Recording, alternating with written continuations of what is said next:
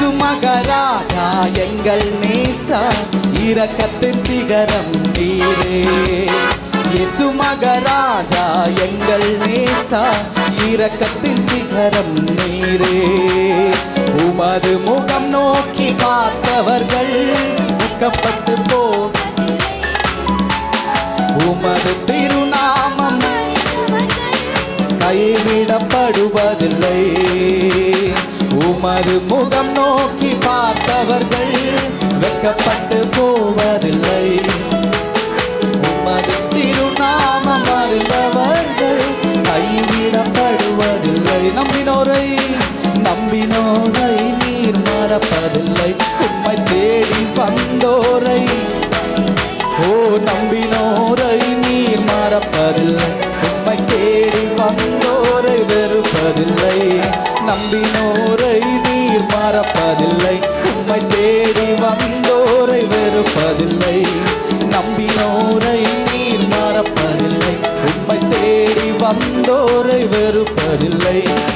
ஆதாமோடு உலவின தெய்வமே, ஏனோக்கோடு பேசின தெய்வமே. ஆதாமோடு உலவின தெய்வமே, ஏனோக்கோடு பேசின தெய்வமே. ஏன் இந்த மௌனமே இப்போ என்னோடு பேசுமே. ஏன் இந்த மௌனமே இப்போ என்னோடு பேசுமே. அப்பா உம்முகத்தை பார்க்கணும், அழகான கண்களை ரசிக்கணும். அப்பா உம்முகத்தை பார்க்கணும், அழகான கண்களை ரசிக்கணும். இதுவே எனது ஆசை, இதுவே எனது வாஞ்சை. இதுவே எனது ஆசை, இதுவே எனது வாஞ்சை. ஏசாயாவின் கண்கள் கண்டதே, சிங்காசனத்தில் வீற்றிருக்கும் தேவனை. ஏசாயாவின் கண்கள் கண்டதே, சிங்காசனத்தில் வீற்றிருக்கும் தேவனை. ஏன் இந்த தாமதமே இப்போ உம்மை காட்டுமே. ஏன் இந்த தாமதமே இப்போ உம்மை காட்டுமே. அப்பா உம்முகத்தை பார்க்கணும், அழகான கண்களை ரசிக்கணும். அப்பா உம்முகத்தை பார்க்கணும், அழகான கண்களை ரசிக்கணும். இதுவே எனது ஆசை, இதுவே எனது வாஞ்சை. இதுவே எனது ஆசை, இதுவே எனது வாஞ்சை. இதுவே எனது ஆசை, இதுவே எனது இதுவே ನನ್ನ ஆசை. இதுவே எனது ஆசை, இதுவே எனது வாஞ்சை. அப்பா உம்முகத்தை பார்க்கணும், அழகான கண்களை ரசிக்கணும். அப்பா உம்முகத்தை பார்க்கணும், அழகான கண்களை ரசிக்கணும். இதுவே எனது ஆசை, இதுவே எனது, இதுவே எனது ஆசை, இதுவே எனது வாஞ்சை. இதுவே எனது ஆசை, இதுவே எனது வாஞ்சை. ಇದು ಮಹಿಮೆಗೂ ಪಾತ್ರ ನಿನ್ನೆ, ನಿನ್ನ ಸ್ತುತಿಸಿ ಹಾಡುವೆವು. ಕೃಪೆಯು ಹರಡುತ್ತಿದೆ, ನಿನ್ನ ಮಹಿಮೆ ಇಳಿಯುತ್ತಿದೆ. ಸ್ತುತಿಗೂ ಮಹಿಮೆಗೂ ಪಾತ್ರ ನಿನ್ನೆ, ನಿನ್ನ ಸ್ತುತಿಸಿ ಹಾಡುವೆವು. ಕೃಪೆಯು ಹರಡುತ್ತಿದೆ, ನಿನ್ನ ಮಹಿಮೆ ಇಳಿಯುತ್ತಿದೆ. ಆರಾಧನೆ ಆರಾಧನೆ ಆರಾಧನೆ ಆರಾಧನೆ. ಸ್ತುತಿಗೂ ಮಹಿಮೆಗೂ ಪಾತ್ರ ನಿನ್ನೆ, ನಿನ್ನ ಸ್ತುತಿಸಿ ಹಾಡುವೆವು. ಕೃಪೆಯು ಹರಡುತ್ತಿದೆ, ನಿನ್ನ ಮಹಿಮೆ ಇಳಿಯುತ್ತಿದೆ. ಸ್ತುತಿಗೂ ಮಹಿಮೆಗೂ ಪಾತ್ರ ನೀನೆ, ನಿನ್ನ ಸ್ತುತಿಸಿ ಹಾಡುವೆವು. ಕೃಪೆಯು ಹರಡುತ್ತಿದೆ, ನಿನ್ನ ಮಹಿಮೆ ಇಳಿಯುತ್ತಿದೆ. ಇಬ್ಬರು ಮೂವರು ಸೇರಿ ಬಂದು ನಿನ್ನ ನೆನೆದಾಗ, ಇಬ್ಬರು ಮೂವರು ಸೇರಿ ಬಂದು ನಿನ್ನ ನೆನೆದಾಗ, ಬರುವೆ ಎಂದವನೇ ನನ್ನ ಸ್ತುತಿಯಲ್ಲಿ ಬಾಳುವವನೇ. ಬರುವೆ ಎಂದವನೇ ನನ್ನ ಸ್ತುತಿಯಲ್ಲಿ ಬಾಳುವವನೇ. ಆರಾಧನೆ ಆರಾಧನೆ ಆರಾಧನೆ ಆರಾಧನೆ. ಸ್ತುತಿಗೂ ಮಹಿಮೆಗೂ ಪಾತ್ರ ನೀನೆ, ನಿನ್ನ ಸ್ತುತಿಸಿ ಹಾಡುವೆವು. ಕೃಪೆಯು ಹರಡುತ್ತಿದೆ, ನಿನ್ನ ಮಹಿಮೆ ಇಳಿಯುತ್ತಿದೆ. ಸ್ತುತಿಗೂ ಮಹಿಮೆಗೂ ಪಾತ್ರ ನೀನೆ, ನಿನ್ನ ಸ್ತುತಿಸಿ ಹಾಡುವೆವು. ಕೃಪೆಯು ಹರಡುತ್ತಿದೆ, ನಿನ್ನ ಮಹಿಮೆ ಇಳಿಯುತ್ತಿದೆ. ನಮ್ಮ ಎಲ್ಲ ಸ್ತೋತ್ರದಲ್ಲಿ ನಿನ್ನ ಕೃಪೆಯು ಹರಡಿತಪ್ಪ. ನಮ್ಮ ಎಲ್ಲ ಸ್ತೋತ್ರದಲ್ಲಿ ನಿನ್ನ ಕೃಪೆಯು ಹರಡಿತಪ್ಪ. ನಿಮ್ಮ ಕೃಪೆಯು ಹರಡುವಾಗ ಮಹಿಮೆ ಹರ್ಷವಪ್ಪ. ನಿನ್ನ ಕೃಪೆಯು ಹರಡುವಾಗ ನಿನ್ನ ಮಹಿಮೆ ಹರ್ಷವಪ್ಪ. ಆರಾಧನೆ ಆರಾಧನೆ ಆರಾಧನೆ ಆರಾಧನೆ. ಸ್ತುತಿಗೂ ಮಹಿಮೆಗೂ ಪಾತ್ರ ನೀನೆ, ನಿನ್ನ ಸ್ತುತಿಸಿ ಹಾಡುವೆವು. ಕೃಪೆಯು ಹರಡುತ್ತಿದೆ, ನಿನ್ನ ಮಹಿಮೆ ಇಳಿಯುತ್ತಿದೆ. Amen, hallelujah. ಸ್ತುತಿಗೂ ಮಹಿಮೆಗೂ ಪಾತ್ರ ನೀನೆ, ನಿನ್ನ ಸ್ತುತಿಸಿ ಹಾಡುವೆವು. ಕೃಪೆಯು ಹರಡುತ್ತಿದೆ, ನಿನ್ನ ಮಹಿಮೆ ಇಳಿಯುತ್ತಿದೆ. ಹೇಳು, ನಿನ್ನ ಮಹಿಮೆ ನೀನೇ ಪಡಿಸುವ ಎಲ್ಲ ಸ್ಥಾನದಲ್ಲೂ ನಿನ್ನ ಮಹಿಮೆ, ಮಹಿಮೆ ಪಡಿಸುವ ಎಲ್ಲ ಸ್ಥಾನದಲ್ಲೂ ಇಳಿದು ಬರುತ್ತಿರುವೆ. ಹೊಸ ವಿಸ್ಮಯ ನೀ ತೋರುವೆ, ಇಳಿದು ಬರುತ್ತಿರುವೆ. ಹೊಸ ವಿಸ್ಮಯ ನೀ ತೋರುವೆ. ಆರಾಧನೆ ಹಲ್ಲೆಲೂಯಾ.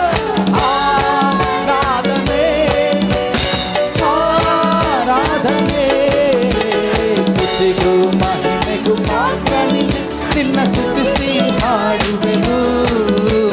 ಕೃಪೆಯು ಹರಡುತ್ತಿದೆ, ನಿನ್ನ ಮಹಿಮೆ ಇಳಿಯುತ್ತಿದೆ.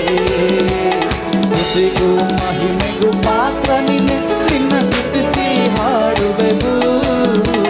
ಕೃಪೆಯು ಹರಡುತ್ತಿದೆ, ನಿನ್ನ ಮಹಿಮೆ ಇಳಿಯುತ್ತಿದೆ. ಸ್ತುತಿಗೂ ಮಹಿಮೆಗೂ ಪಾತ್ರ ನೀನೆ, ನಿನ್ನ ಸ್ತುತಿಸಿ ಹಾಡುವೆವು. ಕೃಪೆಯು ಹರಡುತ್ತಿದೆ, ನಿನ್ನ ಮಹಿಮೆ ಇಳಿಯುತ್ತಿದೆ. ಇಬ್ಬರು ಮೂವರು ಸೇರಿ ಬಂದು ನಿನ್ನ ನೆನೆದಾಗ, ಇಬ್ಬರು ಮೂವರು ಸೇರಿ ಬಂದು ನಿನ್ನ ನೆನೆದಾಗ, ಬರುವೆ ಎಂದವನೇ ನಮ್ಮ ಸ್ತುತಿಯಲ್ಲಿ ಬಾಳುವವನೇ. ನಾ ಬರುವೆ, ಎಲ್ಲರೂ ಆಗಿರುವಂತ ಜಾಗದಿಂದ ಎದ್ದು ನಿಂತ್ಕೊಂಡು ಹೇಳೋಣ. ನಾ ಬರುವೆ ಎಂದವನೇ, ಓ ನಾ ಬರುವೆ ಎಂದವನೇ ನಮ್ಮ ಸ್ತುತಿಯಲ್ಲಿ ಬಾಳುವವನೇ. ಜೋರಾಗಿ, ನಾ ಬರುವೆ ಎಂದವನೇ ಯೇಸು ನಮ್ಮದಲ್ಲಿ ಸ್ತುತಿಯಲ್ಲಿ ಬಾಳುವವನೇ. ಆರಾಧನೆ ಆರಾಧನೆ ಆರಾಧನೆ. ಸಂತೋಷದಿಂದ ಆರಾಧನೆ ಆರಾಧನೆ ಆರಾಧನೆ ಆರಾಧನೆ. ಹಲ್ಲೆಲೂಯಾ.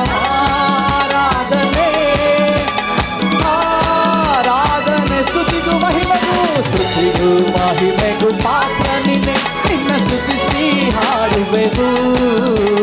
ಕೃಪೆಯು ಹರಡುತ್ತಿದೆ, ನಮ್ಮ ಮಹಿಮೆ ಇಳಿಯುತ್ತಿದೆ.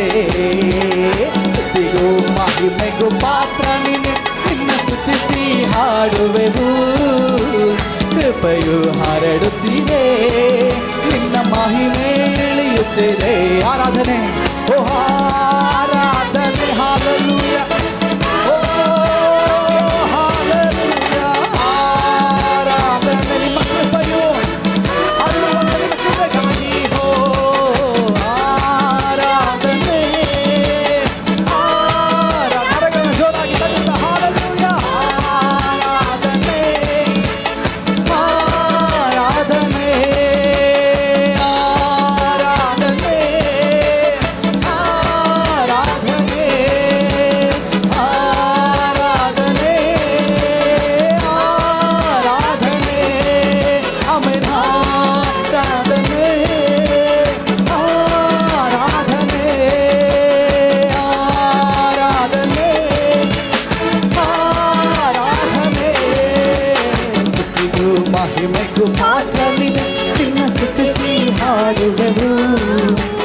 ಕೃಪೆಯು ಹರಡುತ್ತಿದೆ, ನಿನ್ನ ಮಹಿಮೆ ಇಳಿಯುತ್ತಿದೆ. ಸ್ತುತಿಗೂ ಮಹಿಮೆಗೂ ಮಾತ್ರ ನೀನೆ, ನಿನ್ನ ಸ್ತುತಿಸಿ ಹಾಡುವೆವು. ಕೃಪೆಯು ಹರಡುತ್ತಿದೆ, ನಿನ್ನ ಮಹಿಮೆ ಇಳಿಯುತ್ತಿದೆ. ಕೃಪೆಯು ಹರಡುತ್ತಿದೆ, ನಿನ್ನ ಮಹಿಮೆ ಇಳಿಯುತ್ತಿದೆ. ಹೇಳೋಣ, ಕೃಪೆಯು ಹರಡುತ್ತಿದೆ, ನಿನ್ನ ಮಹಿಮೆ. ಯೇಸುವನ್ನ ನೋಡುತ್ತಾ ಹಾಲೆಲೂಯ. ಕೃಪೆಯು ಹರಡುತ್ತಿದೆ, ನಿನ್ನ ಮಹಿಮೆ ಇಳಿಯುತ್ತಿದೆ. ಹಾಲೆಲೂಯ. ಆರಾಧನೆ, ಆರಾಧನೆ, ಆರಾಧನೆ, ಆರಾಧನೆ.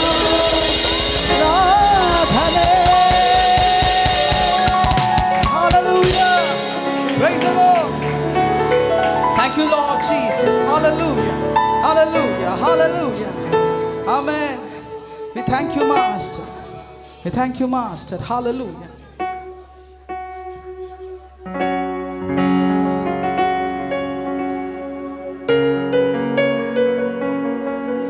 Oh, hallelujah. ಆಮೇನ್. ನಮ್ಮ ಮೇಲೆ ಎಷ್ಟು ಮಾತ್ರ ಪ್ರೀತಿಯನ್ನು ಆತುರಿಟ್ಟಿದ್ದಾನೆ. ಆಮೇನ್. ಹಾಲೆಲೂಯ. ಇಷ್ಟು ನಮ್ಮನ್ನು ಪ್ರೀತಿಸಲು ಕರ್ತನೇ ನಾನೆಷ್ಟರವನು ಎಂಬುದಾಗಿ ಕೀರ್ತನೆಗಾರನು ಕೇಳುವ ಹಾಗೆ ಈ ಸಮಯ ಹಾಲೆಲೂಯ ನಮ್ಮನ್ನು ಒಪ್ಪಿಸು. ಹಾಲೆಲೂಯ. ಬಾಯಿ ತೆರೆದ ಅಲ್ಪ ನಿಮಿಷ ದೇವರಿಗೆ ಸ್ತೋತ್ರ ಮಾಡು. Thank you Jesus. Hallelujah, hallelujah.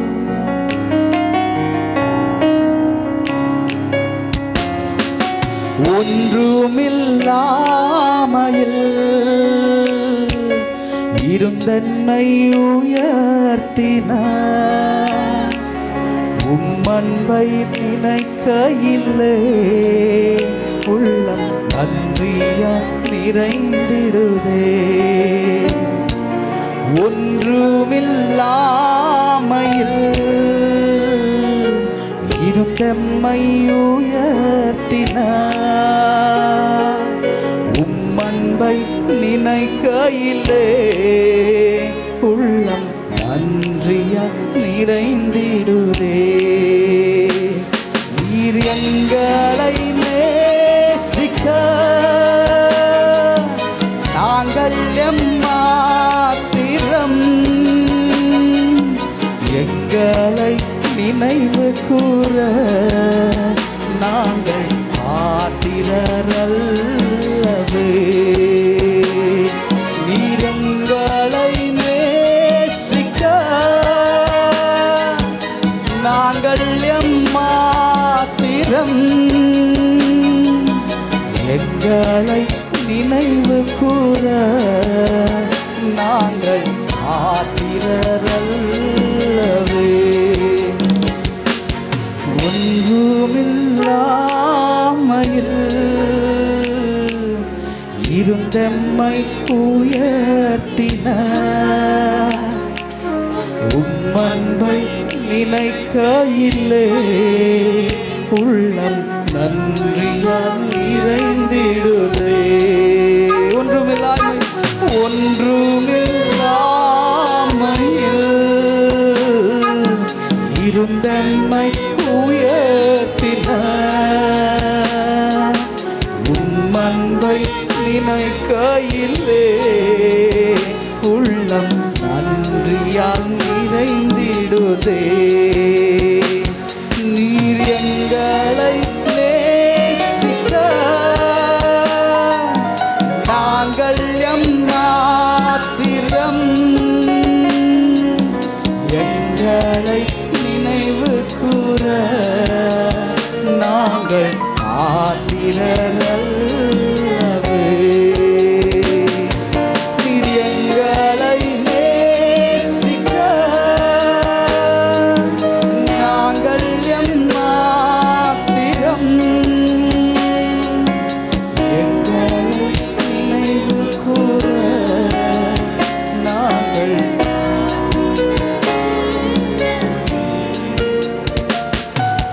வியாகுல வேளைகளில் நீரெங்கள் ஆறுதலே பாரங்கள் நிறைந்த நேரம் நீர் எங்களை தாங்குகிறீர். வியாகுல வேளைகளில் நீர் எங்கள் ஆறுதலே பாரங்கள் நிறைந்த நேரம் நீ எங்களை தாங்குகிறீர். நீ எங்களை நேசிக்க நாங்கள் எம்மாத்திரம் எங்களை நினைவு கூற நாங்கள் ஆத்திரரல்லவே. எங்களை நேசிக்க நாங்கள் எம்மாத்திரம் எங்களை நினைவு கூற நாங்கள் ஆத்திரரல்லவே. தலைமுறை தலைமுறையா நினைவு கூர்பவரே தாங்கியே நடத்திடும் உந்தயவை மறப்பேனோ. தலைமுறை தலைமுறையா நினைவு கூர்பவரே தாங்கியே நடத்திடும் உந்தயவை மறப்பேனோ. நீர் எங்களை நேசிக்க நாங்கள் எம்மாத்திரம் எங்களை நினைவு கூற நாங்கள் ஆத்திரரல்லவே. நீர் எங்களை நேசிக்க நீர் எங்களை நேசிக்க நாங்கள் எம்மாத்திரம் எங்களை நினைவு கூற நாங்கள் ஆத்திரரல்லவே. வழிகாட்டும் தெய்வமே இருளான நேரங்களில் தடுமாறும் நேரங்களில் தாங்கிடும் தயாபரரே வழிகாட்டும் தெய்வமே இருளான நேரங்களில் தடுமாறும் நேரங்களில் தாங்கிடும் தயாபரரே நீர் எங்களை நாங்கள் எம்மாத்திரம் எங்கள் நினைவு கூற நாங்கள் பாத்திரல்லவே நீர் எங்களை நேசிக்க நாங்கள் எம்மாத்திரம் எங்கள் நினைவு கூற நாங்கள் பாத்திரல்லவே நீ என்னை സ്നേഹിപ്പാൻ ഞാനെന്തുള്ളൂ നാഥാ എന്നെ ഓർക്കുവാൻ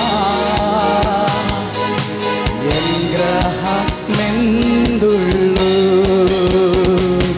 നീ എന്നെ സ്നേഹിപ്പാൻ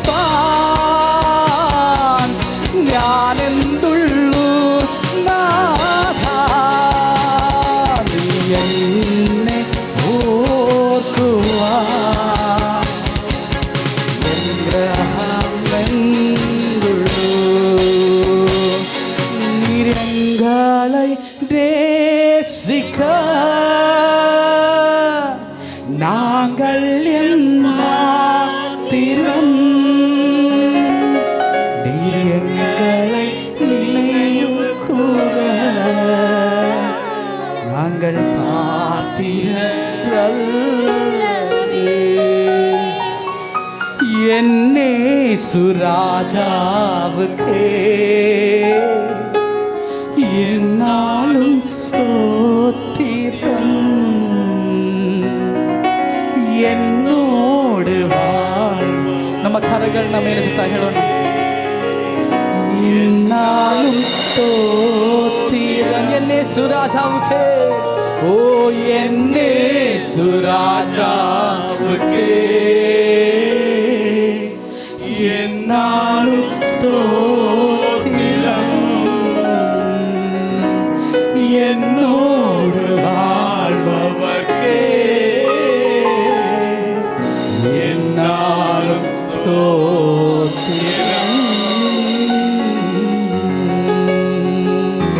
ഓ ഹല്ലേലൂയ ഹല്ലേലൂയ ഹല്ലേലൂയ ಓ ಹಣವನನ್ನ ಆಮೆನ್ ತಿಪ್ಪೆಯಿಂದ ಎತ್ತಿ ಪ್ರಭುಗಳು ರಾಜರುಗಳ ಮಧ್ಯದಲ್ಲಿ ಕೂರಿಸುವ ಕಡೆ ನಿನಗೆ ಸ್ತೋತ್ರವಾಗಲಿ ಹಲ್ಲೆಲೂಯ ಇಲ್ಲದೆಲ್ಲ ಇರುವ ಹಾಗೆ ಕರೆಯುವ ದೇವರು ಆಮೆನ್ ಹಲ್ಲೆಲೂಯ ಈ ಮಹಿಮೆ ಉಳ್ಳ ದೇವರನ್ನ ನಮ್ಮ ಎರಡು ಕರಗಳನ್ನ ತಟ್ಟಿ ಆರಾಧಿಸೋಣ ದೇವರಿಗೆ ಸ್ತೋತ್ರ ಮಾಡೋಣ hallelujah hallelujah Okay, we go to the verse Genesis chapter 26 and verse 22.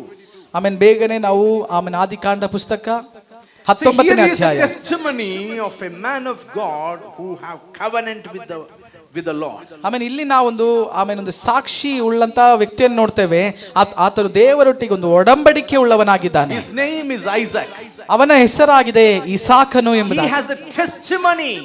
ಅವನಿಗೆ ಒಳ್ಳೆ ಒಂದು ಸಾಕ್ಷಿ ಇದೆ. He says the Lord has given us rooms. ಆತನು ಹೇಳುವಂಥದ್ದು ದೇವರು ನಮಗೆ ಆಮೇನ್ ಜಾಗವನ್ನ ರೂಮನ್ನ ಕೊಟ್ಟಿದ್ದಾನೆ ಎಂಬುದಾಗಿ. Hallelujah. Hallelujah. Right from the beginning of this year we have been learning and discussing about expansion. ಆಮೇನ್ ನಾವು ಈ ವರ್ಷ ತೊಡಗಿದಂತ ಸಮಯದಿಂದ ವಿಸ್ತರಣೆ ಕುರಿತಾಗಿ ನಾವು ಮಾತನಾಡ್ತಾ ಇದ್ದೇವೆ.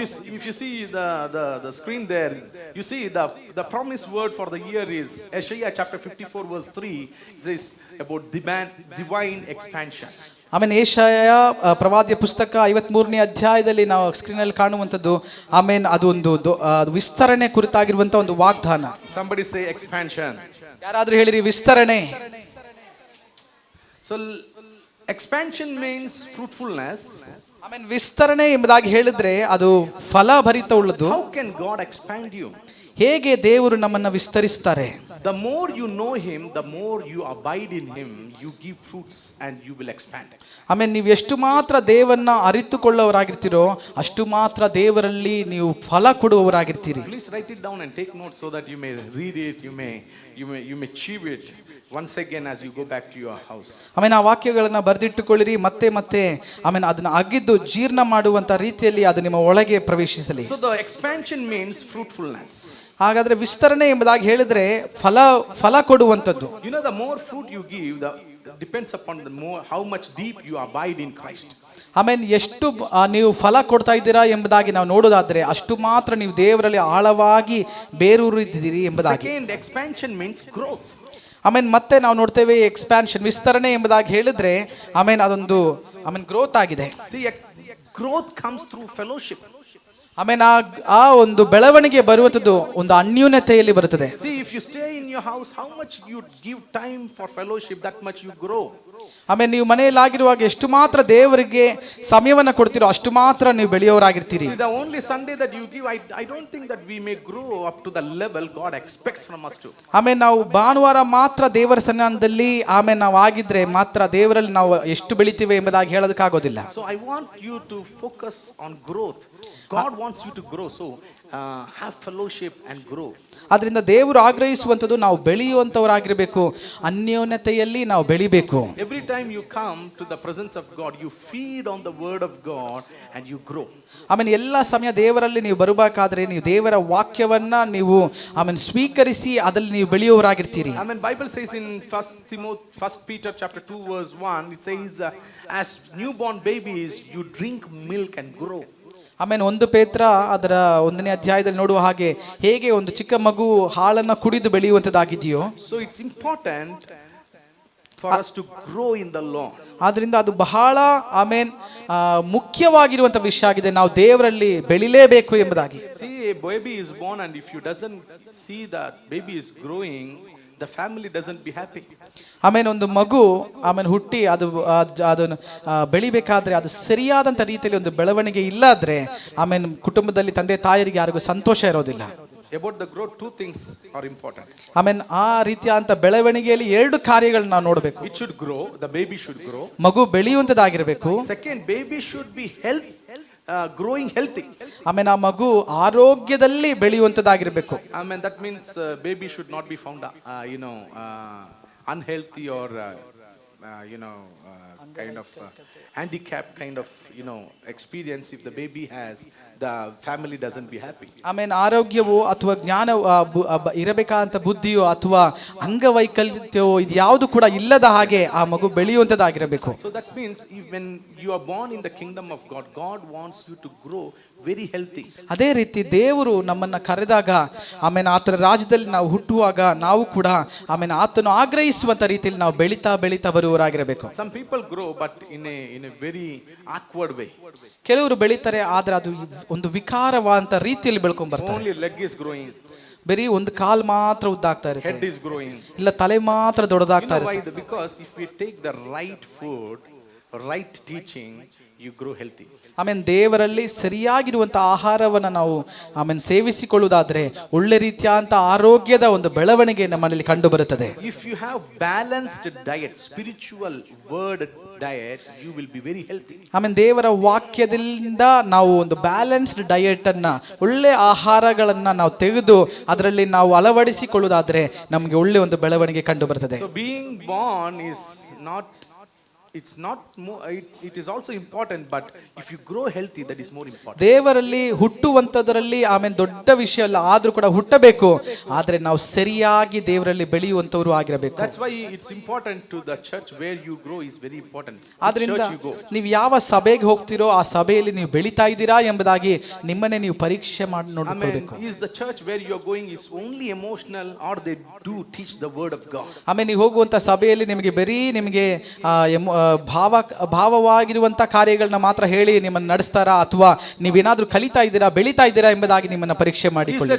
Is the church where you are going is only traditional, or they do teach the word of God based or by the power of the Holy Spirit? ಆದ್ರೆ ನೀವು ಸಭೆಗಳಿಗೆ ಹೋಗಬೇಕಾದ್ರೆ ಪಾರಂಪರ್ಯವಾಗಿ ನಿಮ್ಮನ್ನ ನಡೆಸ್ತಾ ಇದ್ದಾರಾ, ಅಥವಾ ದೇವರ ವಾಕ್ಯದಲ್ಲಿ ಒಂದೊಂದು ಕಾರ್ಯವನ್ನ ಕಲಿತು ನಿಮ್ಮ ಜೀವನದಲ್ಲಿ ಅಳವಡಿಸ್ತಾ ಇದ್ದೀರಾ ಎಂಬುದಾಗಿ ನೋಡಿ ನಿಮ್ಮ ಬೆಳವಣಿಗೆಯನ್ನ ನೀವು ಪರೀಕ್ಷೆ ಮಾಡಿ. So the church where you are going is the church who has the foundation. They are strong in their foundational belief of the word of God. ಆದ್ರಿಂದ ನೀವು ಯಾವ ಸಭೆಗೆ ಹೋಗ್ತಾ ಇದ್ದೀರೋ ಆ ಸಭೆಯಲ್ಲಿ ದೇವರು ನಿಮ್ಮನ್ನ ನೇಮಕ ಮಾಡಿದ್ದಾರೆ, ಅಲ್ಲಿ ನೀವು ಬಲವಾಗಿ ಒಂದು ಫೌಂಡೇಶನ್ ಆಗಿ ನೀವು ಅಡಿಪಾಯವಾಗಿ ಆಗಿರಬೇಕು. Amen. Hallelujah. Hallelujah. Do they believe the word of God? ಆಮೇನ್. ದೇವರ ವಾಕ್ಯವನ್ನ ನಂಬ್ತಾ ಇದ್ದಾರಾ? Some people doesn't believe some portions of the Bible, only some portions of the Bible. ಕೆಲವು ವ್ಯಕ್ತಿಗಳು ಈ ಕೆಲವು ವಾಕ್ಯಗಳನ್ನ ನಂಬೋದಿಲ್ಲ, ಅದು ಸರಿಯಲ್ಲ ಎಂಬುದಾಗಿ ಹೇಳೋರು ಕೂಡ ಇದ್ದಾರೆ, ಕೆಲವೊಂದನ್ನ ನಂಬೋರಿದ್ದಾರೆ. So having fellowship always make you grow. ಆಮೇನ್. ಆದ್ರಿಂದ ಅನ್ಯೋನ್ಯತೆಯಲ್ಲಿ ನಾವು ಆಗಿರುವಂತ ಸಮಯದಲ್ಲಿ ಒಬ್ಬರಿಗೊಬ್ಬರು ದೊಡ್ಡವರೆಂಬುದಾಗಿ ಚಿಂತಿಸುವಾಗ ನಾವು ಬೆಳೆದು ದೇವರಲ್ಲಿ ಆಮೇನ್ ಆಶೀರ್ವಾದ ಹೊಂದಿಕೊಳ್ತೇವೆ. Think about the first generation church. ಆಮೇನ್. ಆದಿಯ ಸಭೆಯ ಕುರಿತಾಗಿ ಚಿಂತೆ ಮಾಡಿ ನೋಡಿ. That is the pattern, so that we may just flow into that track and grow. ಆಮೇನ್. ಆ ಒಂದು ಸಭೆಯ ಕುರಿತಾಗಿ ನೋಡಿ, ಆ ಪ್ರಕಾರವಾಗಿ ನಮ್ಮನ್ನೇ ನಾವು ಒಪ್ಪಿಸಿ ನಮ್ಮನ್ನ ಪರೀಕ್ಷೆ ಮಾಡಿ ನೋಡಬೇಕು. How was the church? ಯಾವ ಪ್ರಕಾರವಾಗಿತ್ತು ಆ ಸಭೆ? They were committed to come together every day.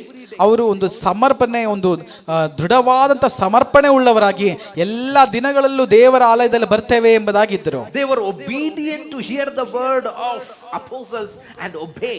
ಆಮೇನ್. ಶಿಷ್ಯರ ಆಮೇನ್ ಅಪೊಸ್ತಲರ ಆ ವಾಕ್ಯಗಳನ್ನ ಕೇಳುವುದಕ್ಕಾಗಿ ಅವರು ಮನಸ್ಸುಳ್ಳವರು, ಅವರು ಅದಕ್ಕಾಗಿ ಒಪ್ಪಿಸಲ್ಪಟ್ಟವರಾಗಿದ್ದರು. They were breaking bread. ಅವರು ರೊಟ್ಟಿಯನ್ನ ಮುರಿಯುವವರಾಗಿದ್ದರು. They were praising God. ಅವರು ದೇವರಿಗೆ ಆಮೇಲೆ ಸ್ತುತಿ ಘನ ಮಹಿಮೆಯನ್ನ ಕೊಡ್ತಾ ಇದ್ರು. This should be the track.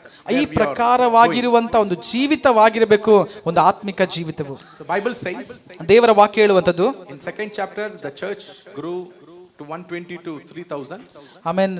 ಎರಡನೇ ಅಧ್ಯಾಯದಲ್ಲಿ ನೋಡ್ತೇವೆ 120ರಿಂದ 3000 ಜನರು ಆಮೇನ್ ಸಭೆಗೆ ಸೇರಿಕೊಂಡ್ರು. And in fifth chapter it grew to thousands. ಆಮೇನ್. 5ನೇ ಅಧ್ಯಾಯದಿಂದ ಇನ್ನು ಸಾವಿರ ಜನರು ಸೇರಿಕೊಂಡ್ರು. So if we on the foundational realm, if we are obeying the Lord, coming together, reading the word of God, having fellowship, breaking bread, praising God, I tell you, nobody can stop your growth. ಆದ್ದರಿಂದ ಆಗಿರುವಂತವರು ಒಂದು ತೀರ್ಮಾನದೊಂದಿಗೆ ಆಮೇಲೆ ಕೂಡಿ ಬರುವಂತವರಾಗಿ, ಸಂತೋಷದಲ್ಲಿ, ಅನ್ಯೋನ್ಯತೆಯಲ್ಲಿ, ಪ್ರೀತಿ ಉಳ್ಳವರಾಗಿ, ಆಮೇಲೆ ಒಬ್ಬರನ್ನೊಬ್ಬರು ಆಮೇಲೆ ಪ್ರೀತಿಸುವವರು, ಸಹಾಯ ಮಾಡುವವರಾಗಿ ಆಮೇಲೆ ಆದಿ ಸಭೆಯ ಹಾಗೆ ನಿಂತುಕೊಳ್ಳುವುದಾದರೆ ನಿಜವಾಗ್ಲೂ ದೇವರು ಬಹಳ ದೊಡ್ಡದಾಗಿ ದೇವರು ಸಭೆಯನ್ನು ಬೆಳೆಸ್ತಾನೆ. Expansion means the third thing, increase. ಆಮೇನ್. ಈ ವಿಸ್ತರಣೆ ಎಂಬುದಾಗಿ ಹೇಳಿದ್ರೆ ಹೆಚ್ಚಲ್ಪಡುವ, ಹೆಚ್ಚಾಗುವಂತದ್ದು ಎಂಬುದಾಗಿ ಕೂಡ ಕಾಣ್ತೇವೆ. Amen. The devil will be astonished the way you increase. ಆಮೇನ್. ನಿಮ್ಮಲ್ಲಿ ನೀವು ಹೆಚ್ಚಾಗ್ತಾ ಇದ್ರೆ ಸೈತಾನ್ಗೆ ಆಮೇನ್ ಬಹಳ ಆಶ್ಚರ್ಯವಾಗ್ಬಿಡುತ್ತೆ. Amen. When God blesses people, automatically they will increase. ಆಮೇನ್. ದೇವರು ಆಶೀರ್ವಾದ ಮಾಡುವಾಗ ನಮ್ಮಲ್ಲಿ ಒಂದು ಹೆಚ್ಚುವಿಕೆ ಉಂಟಾಗ್ತಾ ಇರುತ್ತೆ. Nobody can stop your increase. ಯಾರು ಕೂಡ ನಾವು ಹೆಚ್ಚಾಗೋದನ್ನ ತಡೆ ಮಾಡೋದಕ್ಕಾಗೋದಿಲ್ಲ. Amen. You will increase in season and out of season. ಆಮೇನ್. ಯಾವುದೇ ಒಂದು ಸೀಸನ್ ಅಲ್ಲಾಗಿರಿ, ಕಾಲವಾದರೂ ಕೂಡ ಕಾಲವಲ್ಲದಾದ್ರೂ ಕೂಡ ನೀವು ಹೆಚ್ಚಾಗ್ತಾನೆ ಇರ್ತೀರಾ, ಆಶೀರ್ವದಿಸಲ್ಪಡ್ತಾನೆ ಇರ್ತೀರಾ. Season is not the background on which you are going to be increased. You will be increased based on the word of God and by the blessings of God. ಆಮೇನ್. ಯಾವ ಕಾಲವೋ ಯಾವ ವಾತಾವರಣವೋ ನಿಮ್ಮ ಆಶೀರ್ವಾದವನ್ನ ತಡೆ ಮಾಡೋದಕ್ಕಾಗೋದಿಲ್ಲ. ಕಾರಣ ನಿಮ್ಮನ್ನ ನಡೆಸುವವನು ದೇವರಾಗಿದ್ದಾನೆ. ಆ ಕಾರಣದಿಂದ ನಿಮ್ಮ ಮೇಲೆ ಒಂದು ಆಶೀರ್ವಾದ ಯಾವಾಗಲೂ ನೆಲೆಗೊಂಡಿರ್ತದೆ. ಆಮೇಲೆ ನಿಮ್ಮ ಕುಟುಂಬಗಳೆಲ್ಲವೂ ಆಶೀರ್ವಾದ ಪಡಲಿ ಎಂಬುದಾಗಿ ಪ್ರಾರ್ಥಿಸುತ್ತೇನೆ. ಆಮೇಲೆ ನೀವು ಮಾಡುವಂತ ಬಿಸ್ನೆಸ್ ಗಳು ಯೇಸುವಿನ ನಾಮದಲ್ಲಿ ಆಶೀರ್ವಾದ ಹೊಂದಲಿ. ಆಮೇಲೆ ಆತ್ಮಿಕವಾಗಿ ಕೂಡ ನೀವು ಬಹಳವಾಗಿ ಆಶೀರ್ವದಿಸಲ್ಪಡಲಿ ಎಂಬುದಾಗಿ ನಾನು ಪ್ರಾರ್ಥಿಸುತ್ತೇನೆ. Hallelujah. Hallelujah. See, increase also means you become great. Your name will be known beyond the borders. ಆಮೇನ್. ಹೆಚ್ಚಾಗುವುದು ಎಂಬುದಾಗಿ ಹೇಳಿದ್ರೆ ನಿಮ್ಮ ಹೆಸರು ಅನೇಕರಿಗೆ ಗೊತ್ತಾಗುವಂತ ರೀತಿಯಲ್ಲಿ ಆಗುತ್ತದೆ. Amen. You have the capacity to influence people. ಆಮೇಲೆ ನೀವು ಅನೇಕ ಕಾರ್ಯಗಳನ್ನು ನೀವು ಇನ್ಫ್ಲೂಯೆನ್ಸ್ ಮಾಡುವ ಹಾಗೆ ನಿಮ್ಮಲ್ಲಿ ಒಂದು ಅಧಿಕಾರ ಉಂಟಾಗುತ್ತೆ. That means a man who is blessed by the Lord, who has that anointing and blessing, stays in a land and he cannot be unnoticed. ಆಮೇನ್. ಅಭಿಷೇಕವು ಆಮೇನ್ ಒಂದು ಆಶೀರ್ವಾದವು ಇರುವಂತ ಎಂಬುವಂತ ಒಂದು ವ್ಯಕ್ತಿನ ಯಾರಿಗೂ ಗೊತ್ತಿಲ್ಲದೆ ಇರೋದಿಲ್ಲ. ಆ ಪ್ರಕಾರವಾಗಿ ದೇವರು ಅವನನ್ನ ಎಲ್ಲರಿಗೂ ಗೊತ್ತಿರುವ ಹಾಗೆ ಮಾಡ್ತಾನೆ. He may be in some corner of the land, but he will be noticed. ಅವನು ಯಾವ ಮೂಲೆಗೆ ತೆಗೆದುಕೊಂಡು ಹಾಕಿದ್ರು ಕೂಡ ದೇವರ ಆಶೀರ್ವಾದ ಉಳ್ಳವನನ್ನ ಎಲ್ಲರೂ ಗುರುತಿಸುವಂತವರಾಗಿರ್ತಾರೆ. Amen. Hallelujah. See, Abraham influenced the land, influenced the people, influenced the king because everybody found that he is blessed by the Lord. ಅಬ್ರಹಾಮನು ಹೋಗಿದಂತ ಎಲ್ಲ ಜಾಗದಲ್ಲೂ ಕೂಡ ಅವನು ಯಾರು ಎಂಬುದಾಗಿ ಎಲ್ಲರಿಗೂ ಗೊತ್ತಾಯ್ತು. ರಾಜರು ಕೂಡ ಅವನ ಗೊತ್ತಾಯ್ತು. ಎಲ್ಲರೂ ಕೂಡ ಅವನ ದೊಡ್ಡ ಒಂದು ಮನುಷ್ಯನಾಗಿ ಕಂಡರು. Amen. Laban came to know that Jacob is blessed by the Lord. So it was visible, evident. ಆಮೇಲೆ ಲಾಬಾನನ್ನು ಕೂಡ ಆಮೇಲೆ ಯಾಕೋಬನ್ ನೋಡಿದಾಗ ಗೊತ್ತಾಯ್ತು, ಓ ಇವನು ದೇವರಿಂದ ಆಶೀರ್ವದಿಸಲ್ಪಟ್ಟವನು ಎಂಬುದಾಗಿ. ಅದನ್ನು ಅವನು ಅರ್ಥ ಮಾಡ್ಕೊಂಡ, ಗುರುತು ಹಿಡ್ದ. Joseph in Potiphar's house, Potiphar came to know, oh, he has the blessing of God. He cannot be unnoticed.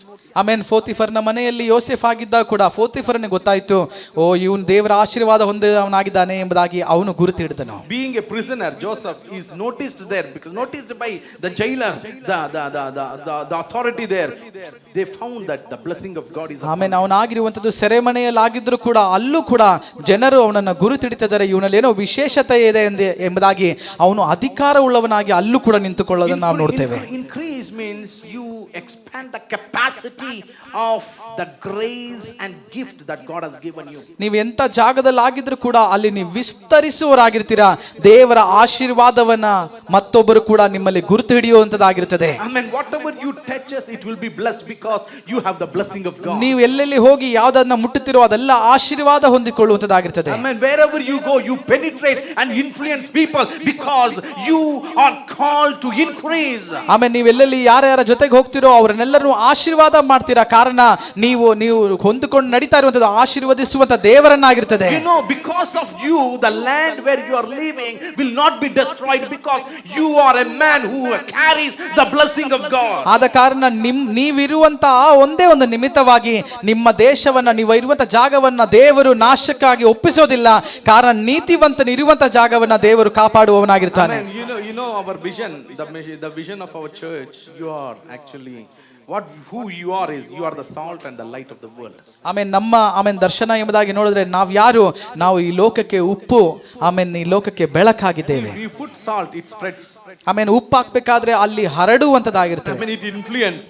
Amen It influence everything. ಆಮೇಲೆ ಅದು ಹೋಗಿರುವಂತ ಹರಡಿರುವಂತ ಜಾಗದಲ್ಲೆಲ್ಲ ಅದರ ಒಂದು ಟೇಸ್ಟ್ ಅನ್ನ ಕೊಡುವಂತದ್ದಾಗಿದೆ. I tell you, you are going to influence people. ಆದ್ರಿಂದ ನೀವು ಕೂಡ ಅನೇಕರಿಗೆ taste ಉಳ್ಳವರಾಗಿರಬೇಕು. Wherever you are, you touch people.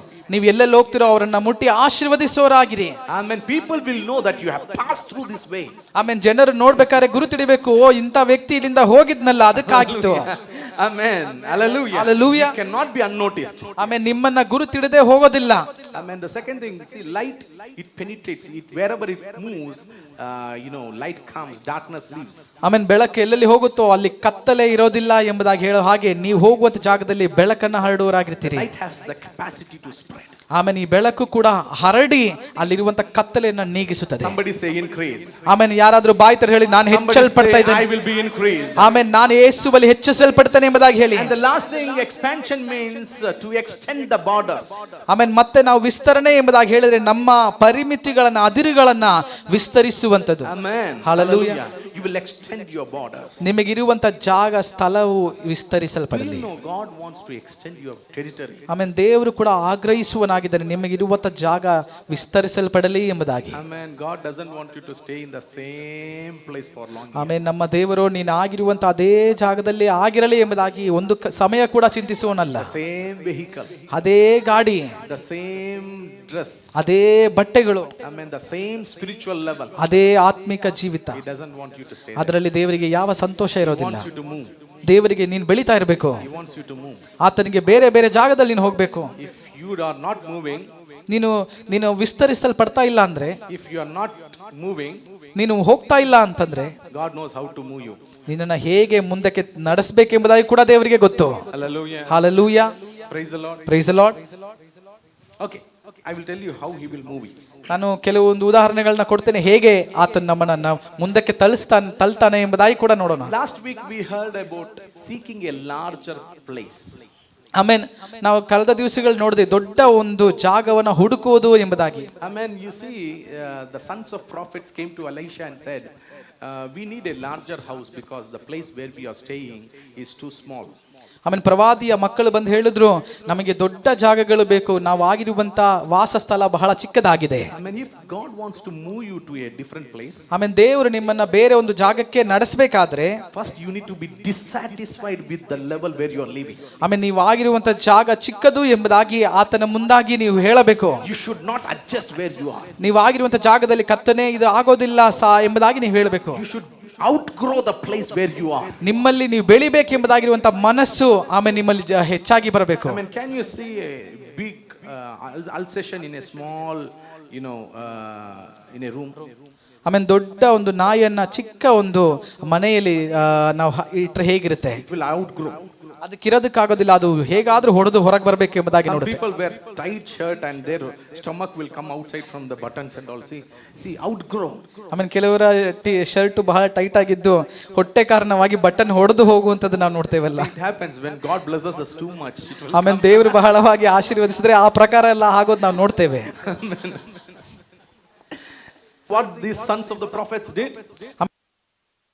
ಪ್ರವಾದಿಯ ಮಕ್ಕಳು ಏನ್ ಮಾಡಿದ್ರು? ಮೂರನೇ ವಿಷಯ, Jordan and work there and get some trees so that we may build bigger house. ಆಮೇಲೆ ಅವ್ರು ಹೇಳಿದ್ರು, ಯೋರ್ದಾನ್ ಬಳಿಗೆ ಹೋಗಿ ಅಲ್ಲಿ ನಾವು ಸ್ವಲ್ಪ ತೆಗೆದುಕೊಂಡು ಬರೋಣ, ನಾವು ದೊಡ್ಡ ಒಂದು ಜಾಗವನ್ನ ಮಾಡ್ಕೊಳ್ಳೋಣ. That doesn't mean go and sleep. ಆಮೇಲೆ ನಿಮ್ಮ ಮನಸ್ಸಿನಲ್ಲಿ ಆ ಆಗ್ರಹ ಇರೋದಾದ್ರೆ ಹೋಗಿ ನಿದ್ದೆ ಮಾಡಬಾರ್ದು. No, God will give big house. ದೇವರು ಮಾಡ್ತಾರೆ ದೊಡ್ಡ ಕಾರ್ಯಗಳು, ನಾನು ಹೋಗಿ ನಿದ್ದೆ ಮಾಡ್ತೀನಿ. No. You need to work. ನೀವು ಅದಕ್ಕೋಸ್ಕರ ಏನಾದ್ರೂ ಪ್ರಯತ್ನ ಮಾಡಬೇಕು. Amen. Work. ಪ್ರಯತ್ನ ಮಾಡಬೇಕು. Hallelujah. Hallelujah. Work without faith is dead. Amen. Action without faith is dead. Amen. ಕ್ರಿಯೆ ಇಲ್ಲದಂತ ನಂಬಿಕೆ ಅದು ಸತ್ತದಾಗಿದೆ. See, your faith should accompany work.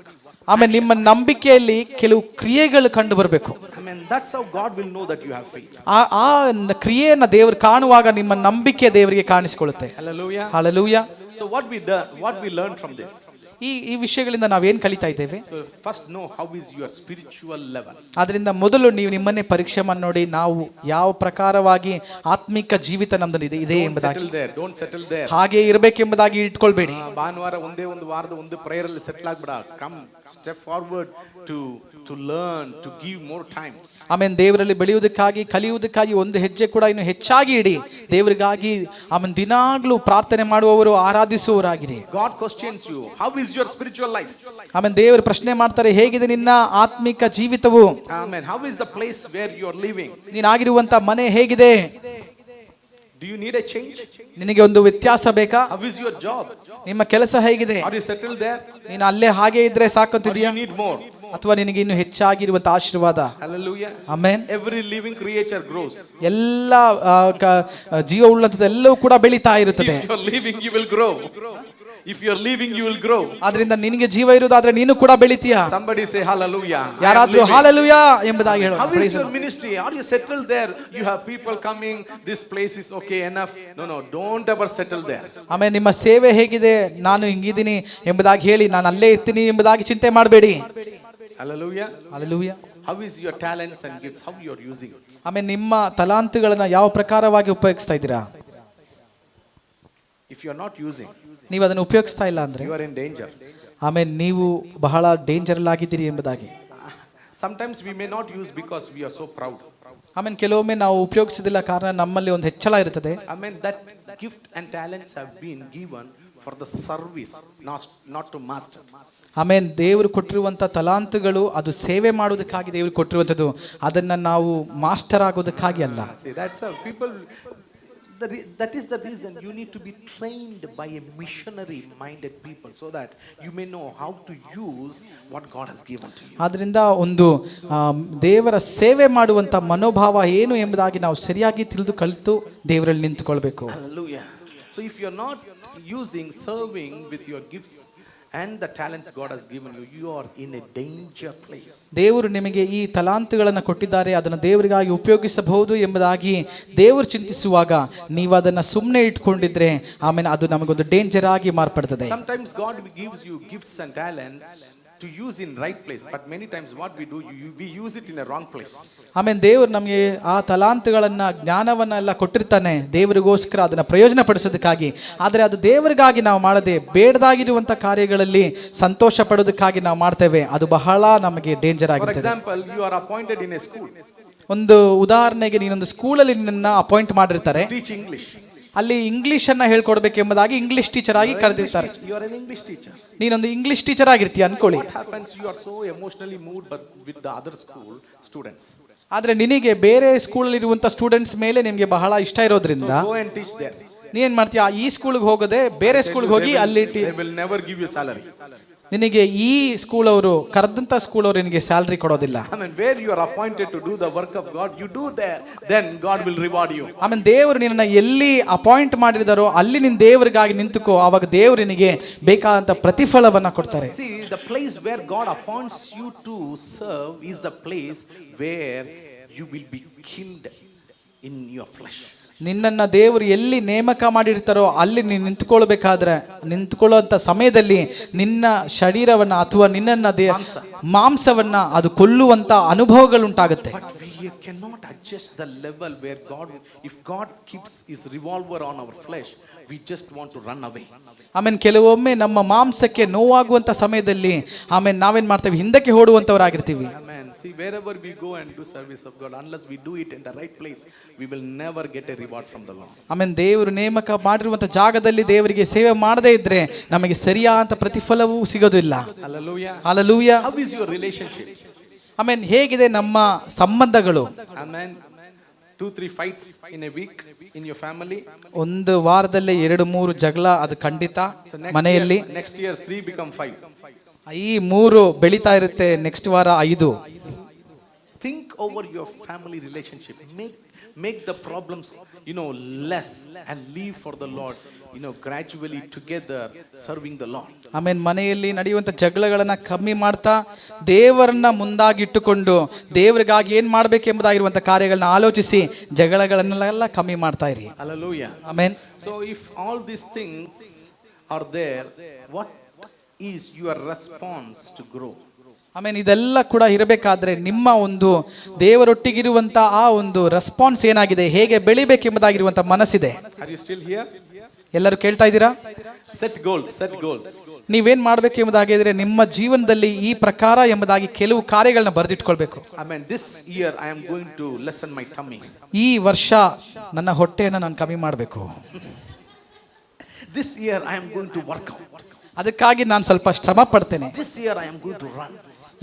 ಈ ವರ್ಷ ನಾನು ಸ್ವಲ್ಪ ಓಡ್ತೀನಿ. This year I am going to touch Orissa. ಈ ವರ್ಷ ನಾನು ಒರಿಸ್ಸಾನ ಮುಟ್ಟಬೇಕು. This year I am going to start something very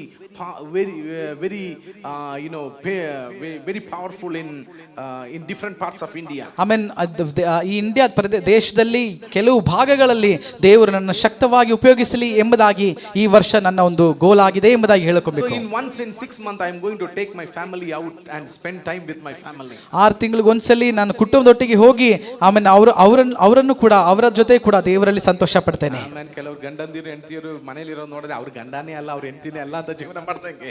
Okay, so let us know that God has given us family to take care of it. ಆಮೇಲೆ ಆದ್ರಿಂದ ದೇವರು ನಮಗೊಂದು ಕುಟುಂಬವನ್ನು ಕೊಟ್ಟಿದ್ದಾರೆ, ಆ ಕುಟುಂಬವನ್ನ ಕೂಡ ಅವರ ಕುರಿತಾಗಿ ಕೂಡ ನಾವು ಚಿಂತೆ ಮಾಡುವವರಾಗಿರಬೇಕು. ಕನ್ನಡದಲ್ಲಿ ಹೇಳ್ತೀನಿ, ಎಲ್ಲರನ್ನ ಸ್ಯಾಟಿಸ್ಫೈ ಮಾಡಕ್ಕಾಗಲ್ಲ. ಎಲ್ಲರನ್ನು ಸ್ಯಾಟಿಸ್ಫೈ ಮಾಡಕ್ಕಾಗಲ್ಲ.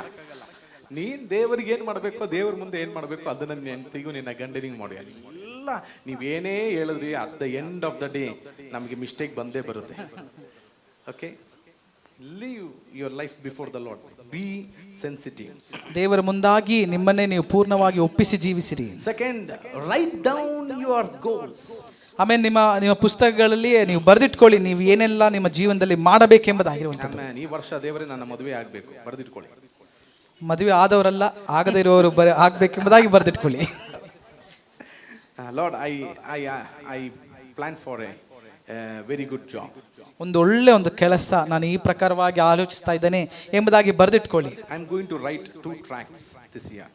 ಆಮೇಲೆ 2 ಟ್ರ್ಯಾಕ್ಸ್ ಅನ್ನು ನಾನು ಬರಿತೀನಿ ಎಂಬುದಾಗಿ. I am going to release 2 books this 2 book ನಾನು ಇಳಿಸಬೇಕು, ಈ ವರ್ಷದಲ್ಲಿ ರಿಲೀಸ್ ಮಾಡಬೇಕು ಎಂಬುದಾಗಿ ಆಗ್ರಹಿಸ್ತಾ ಇದ್ದೇನೆ ಎಂಬುದಾಗಿ ಬರೆದಿಡಿ. I am going to bring at least 10 people in the coming month. ಈ ಬರುವಂತ ತಿಂಗಳಲ್ಲಿ ಒಂದು 10 ಜನರನ್ನಾದ್ರೂ ಕೂಡ ಸುವಾರ್ತೆ ಹೇಳಿ ನಾನು ಸಭೆಗೆ ಕರ್ಕೊಂಡು ಬರ್ತೀನಿ ಎಂಬುದಾಗಿರುವಂತ ಒಂದು ಗೋಲ್ ಅನ್ನ ಮನಸ್ಸಲ್ಲಿ ಇಟ್ಕೊಂಡು I'm going to practice at least 5 songs and I'm going to sing in my church. ಆಮೇಲೆ ನಾನು ಚರ್ಚ್ನಲ್ಲಿ ಒಂದು 5 ಹಾಡನ್ನಾದ್ರೂ ನಾನು ಕಲಿತು ಹಾಡ್ತೇನೆ ಎಂಬುದಾಗಿರುವಂತ ಒಂದು ಗುರಿಯನ್ನ ಇಟ್ಕೊಳ್ಳಿ. You need to set goals. ಈ ಪ್ರಕಾರವಾಗಿ ಆತ್ಮಿಕವಾಗಿ ದೇವರಲ್ಲಿ ಬೆಳೆಯುವಂತ ಕಾರ್ಯಗಳನ್ನ ನೀವು ಬರೆದು ಇಟ್ಕೊಳ್ಬೇಕು. And keep it in your Bible and always pray when you read the Bible. ನೀವು ಬೈಬಲ್ ಓದಬೇಕಾದ್ರೆ ಅದನ್ನ ಅಲ್ಲಿ ಇಟ್ಟು ಆ ವಿಷಯಗಳನ್ನ ಪ್ರಾರ್ಥಿಸಿ ನೀವು ಪ್ರಾರ್ಥನಾ ಟೈಮ್ಗಳಲ್ಲಿ ಅದನ್ನ ನೋಡಿ ಚೆಕ್ ಮಾಡಿ. I am going to have a own house this year. Write it down.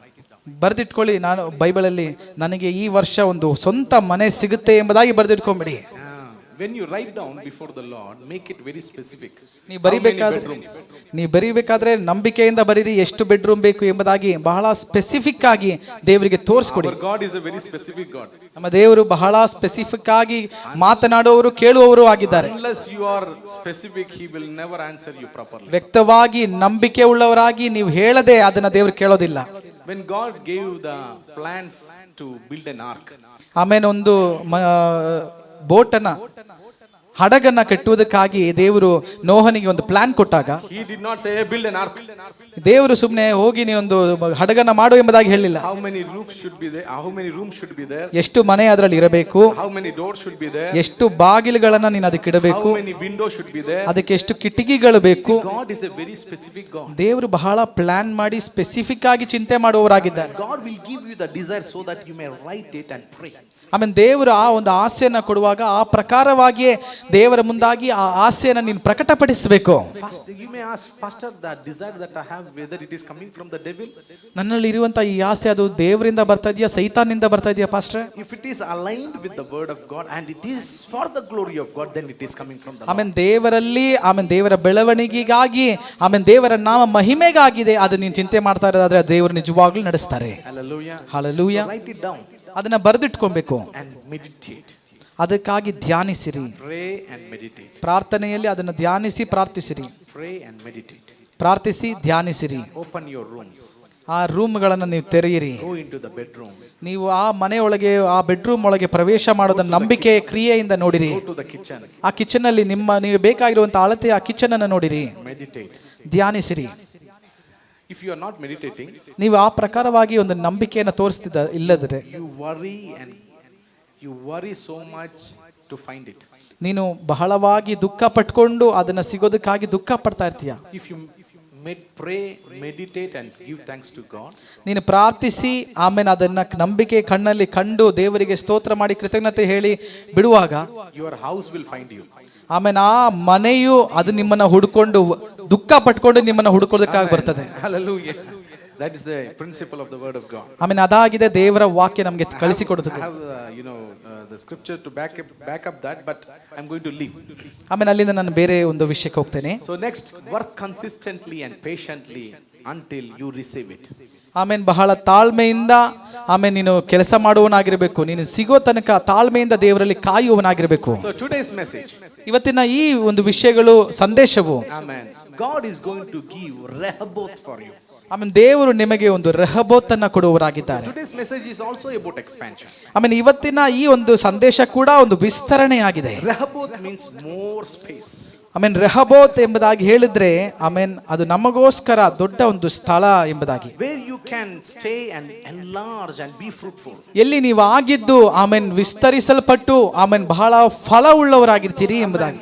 Isaac, the man of God, the son of Abraham, has a testimony. He says, the Lord has given me a Rehoboth. ಆಮೇಲೆ ಇಲ್ಲಿ ಇಸಾಕನಿಗೆ ಒಂದು ಸಾಕ್ಷಿ ಇದೆ, ದೇವರು ನನಗೆ ಒಂದು ರೆಹಬೋತ್ ಅನ್ನ ಕೊಟ್ಟಿದ್ದಾರೆ. At the end of this year, ಆಮೇಲೆ ಈ ವರ್ಷದ ಕೊನೆಯಲ್ಲಿ I want you to say a testimony of a Rehoboth God has opened for you. ನೀವು ಇಸಾಕನ ಹಾಗೆ ಒಂದು ಸಾಕ್ಷಿ ಹೇಳಬೇಕು, ದೇವರು ನನಗೆ ರೆಹಬೋತ್ ಅನ್ನ ಕೊಟ್ಟಿದ್ದಾರೆ ಎಂಬುದು. Amen. Hallelujah. Amen. Rehoboth is there for you. ಆಮೇಲೆ ನಿಮಗೋಸ್ಕರ ಒಂದು ರೆಹಬೋತ್ It ಇದೆ. is God opening doors. ಆಮೇಲೆ ದೇವರು ನಿಮಗಾಗಿ ಮಾಡಿರುವಂತ God opening rooms. ಅಭಿವೃದ್ಧಿ ಉಳ್ಳಂತ ಒಂದು ಸ್ಥಳವಾಗಿದೆ. The God opening territories. ಆಮೇಲೆ ದೇವರು ಸಿದ್ಧ ಮಾಡುವಂತ ತೆರೆದಿಟ್ಟಿರುವಂತ not by might, not by power, but by the Spirit of God. ನಿಮ್ಮ ಶಕ್ತಿಯೋ ನಿಮ್ಮ ಬುದ್ಧಿಯಿಂದ ಅಲ್ಲ, ದೇವರ ಆತ್ಮನಿಂದ ನಿಮಗದು ಮಾಡಲ್ಪಡುತ್ತದೆ. Isaac is saying this door, this Rehoboth is not given not by man, it is given by the Lord. ಆಮೇಲೆ ಈ ರೆಹಬೋತು ನನಗೆ ಆಮೇನ್ ಮನುಷ್ಯರಿಂದ ಅಲ್ಲ ದೇವರಿಂದ ಸಿಕ್ಕಿದಾಗಿದೆ ಎಂಬುದಾಗಿ. Even though he digged well, I tell you, he gives glory to God. ಆತನು ಆಮೇನ್ ಕಷ್ಟಪಟ್ಟು ಅಲ್ಲಿ ಬಾವಿ ಆಗಿದ್ರು ಕೂಡ ಆಮೇನ್ ದೇವರಿಗೆ ಆತನು ಕೃತಜ್ಞತೆಯನ್ನು ಹೇಳ್ತಾ ಇದ್ದ, ಸ್ತುತಿ ಸ್ತೋತ್ರ ಮಾಡ್ತಾ ಇದ್ದ. See, if you are not giving glory to God, I tell you, you may not find the blessings in your work. ಎಲ್ಲಾ ಸಮಯದಲ್ಲೂ ಕೂಡ ದೇವರಿಗೆ ಮಹಿಮೆಯನ್ನು ನೀವು ಕೊಡದೇ ಇದ್ರೆ ಆಮೇಲೆ ನಿಮ್ಮ ಕೆಲಸಗಳಲ್ಲಿ ಪ್ರತಿಫಲಗಳನ್ನ ಕಾಣೋದಿಲ್ಲ. Rehoboth means more places and widened places. ಆಮೇಲೆ ರೆಹಬೋತ್ ಎಂಬುದಾಗಿ ಹೇಳಿದ್ರೆ ಅಧಿಕವಾದಂತ ಜಾಗ, ದೊಡ್ಡ ಸ್ಥಳ ಎಂಬುದಾಗಿ ನೋಡ್ತೇವೆ. I mean, the word Rehoboth means room. ಆಮೇನ್ ಅಲ್ಲಿ ನಾವು ನೋಡ್ತೇವೆ ರೆಹಬೋತ್ ಎಂಬುದಾಗಿ ಹೇಳಿದ್ರೆ ಒಂದು ಸ್ಥಳ ಅಥವಾ ರೂಮ್ ಎಂಬುದಾಗಿ. I mean, the word room in that original language, that means Rakab, that means widened place for settlement and growth. ಆಮೇನ್ ಅಗಲವಾದಂತ ಸ್ಥಳ ಎಂಬುದಾಗಿ ನೋಡ್ತೇವೆ, ಎಲ್ಲಿ ವಾಸ ಮಾಡಿಕೊಳ್ಳುವಂತೆ. See, when you have more larger room, more things can be accommodated. ಆಮೇನ್ ದೊಡ್ಡ ಜಾಗ ಇದ್ರೆ ದೊಡ್ಡ ಅನೇಕ ಕಾರ್ಯಗಳನ್ನ ನೀವಲ್ಲಿ ಹಾಕೊಳ್ಬಹುದು. Why God is saying to us, this is the year of expansion? ಯಾಕೆ ಈ ವರ್ಷ ದೇವರು ಇದೊಂದು ವಿಸ್ತರಣೆಯ ವರ್ಷ ಎಂಬುದಾಗಿ ಹೇಳಿದ್ರು? Why God is giving you rooms? ಯಾಕೆ ದೇವರು ನಿಮಗೆ ಸ್ಥಳ, ರೂಮ್ ಅನ್ನ ಕೊಡ್ತಾ ಇದ್ದಾರೆ? He will never keep your room empty. He is going to fill the rooms. ಆಮೇಲೆ ಅಷ್ಟು ದೊಡ್ಡ ಜಾಗವನ್ನ ದೇವರು ಕೊಡುವಂಥದ್ದು ಎಂಟಿ ಆಗಿಡೋದಕ್ಕೆ, ಖಾಲಿ ಆಗಿಡೋದಕ್ಕಲ್ಲ, ಅದನ್ನ ತುಂಬಿಸೋದು ಕೂಡ ದೇವರಿಗೆ ಮನಸ್ಸಿದೆ ಅಂತ. Somebody say, God is going to give me Rehoboth. ಆಮೇಲೆ ಬಾಯಿ ತೆರೆದು ಹೇಳಿ, ದೇವರು ನನಗೆ ಒಂದು ಜಾಗವನ್ನ ಕೊಡ್ತಾನೆ, ಸ್ಥಳವನ್ನ ಕೊಡ್ತಾನೆ. Hallelujah. Hallelujah. So I just want you to focus on this Rehoboth and know how the Lord brought Rehoboth in Isaac's life. ಆಮೇಲೆ ಇಸಾಕನ ಜೀವನದಲ್ಲಿ ಹೇಗೆ ರೆಹಬೋತನ್ನ ದೇವರು ತಂದರು ಎಂಬುದಾಗಿ ನಿಮಗೆ ಜ್ಞಾಪಕ ಇರಲಿ ಎಂಬುದಾಗಿ ಈ ವಾಕ್ಯವನ್ನು ತಿಳಿಸಿಕೊಟ್ಟೆ. I mean, what was the situation when God brought Rehoboth in his life? ಆಮೇಲೆ ಅಲ್ಲಿದ್ದಂತ ಆ ಒಂದು ಸಂದರ್ಭ ಏನಾಗಿತ್ತು ಎಂಬುದಾಗಿ ಗಮನಿಸಿ ನೋಡಿರಿ. ಇದು ರೆಹಬೋತ್ ಅವನ ಜೀವನದಲ್ಲಿ ಸಿಗುವಂತ ಸಮಯದಲ್ಲಿ 26 verse 1. ಆಮೇಲೆ 26ನೇ ಅಧ್ಯಾಯ 1ನೇ ವಾಕ್ಯದಲ್ಲಿ ಓದುವಾಗ, There was a famine in the land. ಅಲ್ಲಿ ನಾವು ನೋಡ್ತೇವೆ ಅಲ್ಲೊಂದು ಬರಗಾಲವಿತ್ತು ಆ ಕಾಲದಲ್ಲಿ. Okay, there was a famine. ಆಮೇಲೆ ಅಲ್ಲೊಂದು ಬರಗಾಲವು, ಕ್ಷಾಮವು. So before God opened Rehoboth, there was a very hard time. ಆಮೇಲೆ ರೆಹಬೋತ್ ಅಥವಾ ನಿಮಗೆ ಒಂದು ಜಾಗ ಕೊಡೋದಕ್ಕಿಂತ ಮುಂಚೆ ಒಂದು ಕಷ್ಟಕಾಲವಿತ್ತು. Hallelujah. ಆಮೇಲೆ So don't think about in famine you cannot gain anything. ಆಮೇನ್ ಈ ಬರಗಾಲ ಇದ್ರೆ ಆಮೇಲೆ ಏನು ಸಿಗೋದಿಲ್ಲ, ಏನು ಮಾಡ್ಕೊಳಕ್ ಆಗೋದಿಲ್ಲ ಎಂಬುದಾಗಿ ಚಿಂತೆ ಮಾಡಬೇಡಿ. Maybe famine don't give you anything, but God can give a Rehoboth to you. ಆಮೇನ್ ಬರಗಾಲವು ನಿಮಗೆ ಏನು ಕೊಡದೆ ಹೋದ್ರು ಕೂಡ ದೇವರು ನಿಮಗೆ ಕೊಟ್ಟೇ ಕೊಡ್ತಾನೆ. Now Isaac was settled in some place. ಆಮೇಲೆ ಇಸಾಕನು ಒಂದು ಜಾಗದಲ್ಲಿ ಹೋಗಿ ಅಲ್ಲಿ ತಂಗ್ತಾ ಇದ್ದಾನೆ. And God brought a famine in that land. ಆ ತಂಗಿದಂತ ಜಾಗದಲ್ಲಿ ಕ್ಷಾಮ ಉಂಟಾಯಿತು. So now Isaac is moving, shifting. ಈಗ ಇಸಾಕನು ಅಲ್ಲಿಂದ ಇನ್ನೊಂದು ಕಡೆಗೆ ಹೋಗುವನಾಗಿದ್ದಾನೆ. So I told you last time, when you are settled in one place and you are calm there, you are not moving, I tell you a famine is going to come. ಆಮೇಲೆ ಅದೇ ಹೇಳಿದ್ದು, ನೀನು ಒಂದು ಜಾಗದಲ್ಲಿ ಕೂತ್ಕೊಂಡು ಸಾಕು, ಇಷ್ಟು ಬೆಳೆದ್ರೆ ಸಾಕು, ಇಷ್ಟಿದ್ರೆ ಸಾಕು, ಇದರಲ್ಲಿ ಜೀವನ ಮಾಡ್ತೀನಿ ಎಂಬುದಾಗಿ ಚಿಂತೆ ಮಾಡಿದ್ರೆ ದೇವರು ಅಲ್ಲಿ ಇರೋದಕ್ಕಾಗಿ ಬಿಡೋದಿಲ್ಲ, ಅಲ್ಲೊಂದು ಕ್ಷಾಮವನ್ನ ಹಾಕ್ತಾನೆ. Don't scold God, don't say bad things about famine, because this famine is for your good. ಆಮೇಲೆ ದೇವರನ್ನ ಆ ಸಮಯದಲ್ಲಿ ಬೈಯುವಂತವರು ಅಥವಾ ದೇವರಿಗೆ ಪ್ರಶ್ನೆ ಹಾಕುವಂತವ್ರು ಆಗಿರಬಾರದು.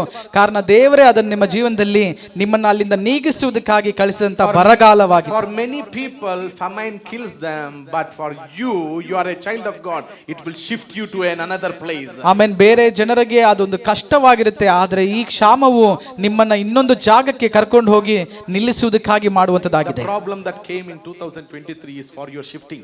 ಆಮೇಲೆ 2023ನೇ ವರ್ಷದಲ್ಲಿ ಬಂದಂತ ಕಷ್ಟಗಳು ಅದು ನಿಮಗೊಂದು ಶಿಫ್ಟಿಂಗ್ ಆಗಿತ್ತು. Amen. Don't see famine a problem, it is a servant to take you to a next level. ಆದ್ರಿಂದ ಬರುವಂತ ಕಷ್ಟಗಳನ್ನ ಆಮೇಲೆ ಒಂದು ಕಷ್ಟವಾಗಿ ನೋಡದೆ ಆಮೇಲೆ ದೇವರಿಗೆ ಆ ಸಮಯದಲ್ಲಿ ಕೂಡ ಸ್ತೋತ್ರ ಮಾಡಿ ದೇವರಿಗೆ ಮಹಿಮೆಯನ್ನು ಕೊಡುವಂತರಾಗಿರಿ. So the second problem is, when the famine came, Isaac did not go to the king of kings, he went to the king Abimelech. ಆಮೇಲೆ ಈ ಒಂದು ಕ್ಷಾಮ ಬಂದಾಗ ಈ ಒಂದು ಇಸಾಕ್ ಹೋದಂತ ಜಾಗವು ಅಬಿಮಲೇಕ್ ಎಂಬುದಾಗಿರುವಂತ ರಾಜನ ಬಳಿಗೆ.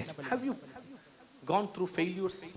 ಆಮೇಲೆ ನಿಮ್ಮ ಜೀವನದಲ್ಲಿ ಸೋಲುಗಳು ಉಂಟಾಗಿರುವಂತ ಸಮಯ? Is there anyone who have no failure? ಯಾರಿಗಾದ್ರೂ ಸೋಲೇ ಸಂಭವಿಸಲಿಲ್ಲ ಎಂಬುದಾಗಿ ಹೇಳೋರು ಇದ್ದೀರಾ? This man who is patriarch, known as God himself says, I am the God of Isaac. This man passed through failures. ಆಮೇನ್, ನಾನು ಇಸಾಕನ ದೇವರು ಎಂಬುದಾಗಿ ಹೇಳಿಕೊಂಡಂತ ಇಷ್ಟು ದೊಡ್ಡ ಒಂದು ವ್ಯಕ್ತಿ ಇಸಾಕನ ಜೀವನದಲ್ಲೂ ಕೂಡ ಸೋಲುವಿಕೆಗಳು ಕಂಡು ಬಂದಿದೆ. So for him, he passed through the failure. He is not staying in failure. ಆಮೇನ್, ಅವನ ಜೀವನದಲ್ಲೂ ಕೂಡ ಸೋಲುವಿಕೆಗಳು ಬಂದರೂ ಕೂಡ ಆ ಸೋಲುವಿಕೆಯ ಮಧ್ಯದಲ್ಲಿ ಆತನು ಬಿದ್ದು ಹೋಗಲಿಲ್ಲ. My question to you, what did you learn from your failure? ಆಮೇನ್, ನಿಮ್ಮ ಸೋಲುವಿಕೆಯ ಮಧ್ಯದಲ್ಲಿ ಏನನ್ನ ನೀವು ಕಲ್ತ್ರಿ? Did you come back to God? ನೀನ್ ದೇವರ ಕಡೆಗೆ ತಿರುಗಿಕೊಂಡಿದ್ಯಾ? Are you still staying in failure? ಅಥವಾ ಆ ಸೋಲುವಿಕೆಯ ಮಧ್ಯದಲ್ಲಿ ಹಾಗೆ ಇರ್ಲಿ ಎಂಬುದಾಗಿ ಬಿಟ್ಬಿಟ್ಟಿದ್ಯಾ? Amen. By failure, if you learn something and get back to God, you will be blessing to many people. ಆಮೇನ್, ಸೋಲುವಿಕೆಯ ಮಧ್ಯದಲ್ಲಿ ನೀನ್ ದೇವರ ಕಡೆಗೆ ತಿರುಗಿ ಆಮೇಲೆ ನೀನು ನಡೆಯುವುದಾದ್ರೆ ಮತ್ತೆ ಆಮೇಲೆ ನೀನು ಬಹಳ ಒಂದು ಆಶೀರ್ವಾದವಾಗಿ ದೇವರನ್ನ ನಡೆಸ್ತಾನೆ. Hello. Amen. Peter was very close to Jesus. ಪೇತ್ರನು ಯೇಸುನೊಟ್ಟಿಗೆ ಬಹಳ ಹತ್ತಿರದಲ್ಲಿದ್ದನು. One day Satan came to Jesus. ಒಂದ್ಸಲಿ ಸೈತಾನ್ ಯೇಸುವಿನ ಬಳಿಗೆ ಬಂದು and asked permission to sift Peter. ಆಮೇನ್, ಪೇತ್ರನನ್ನ ತೆಗೆದು ಹಾಕಲ್ಪಡುವಂತೆ ಒಂದು ಅನುಮತಿಯನ್ನ ಕೇಳಿದ್ರು. At that time I don't know whether Peter's wife prayed for him or not.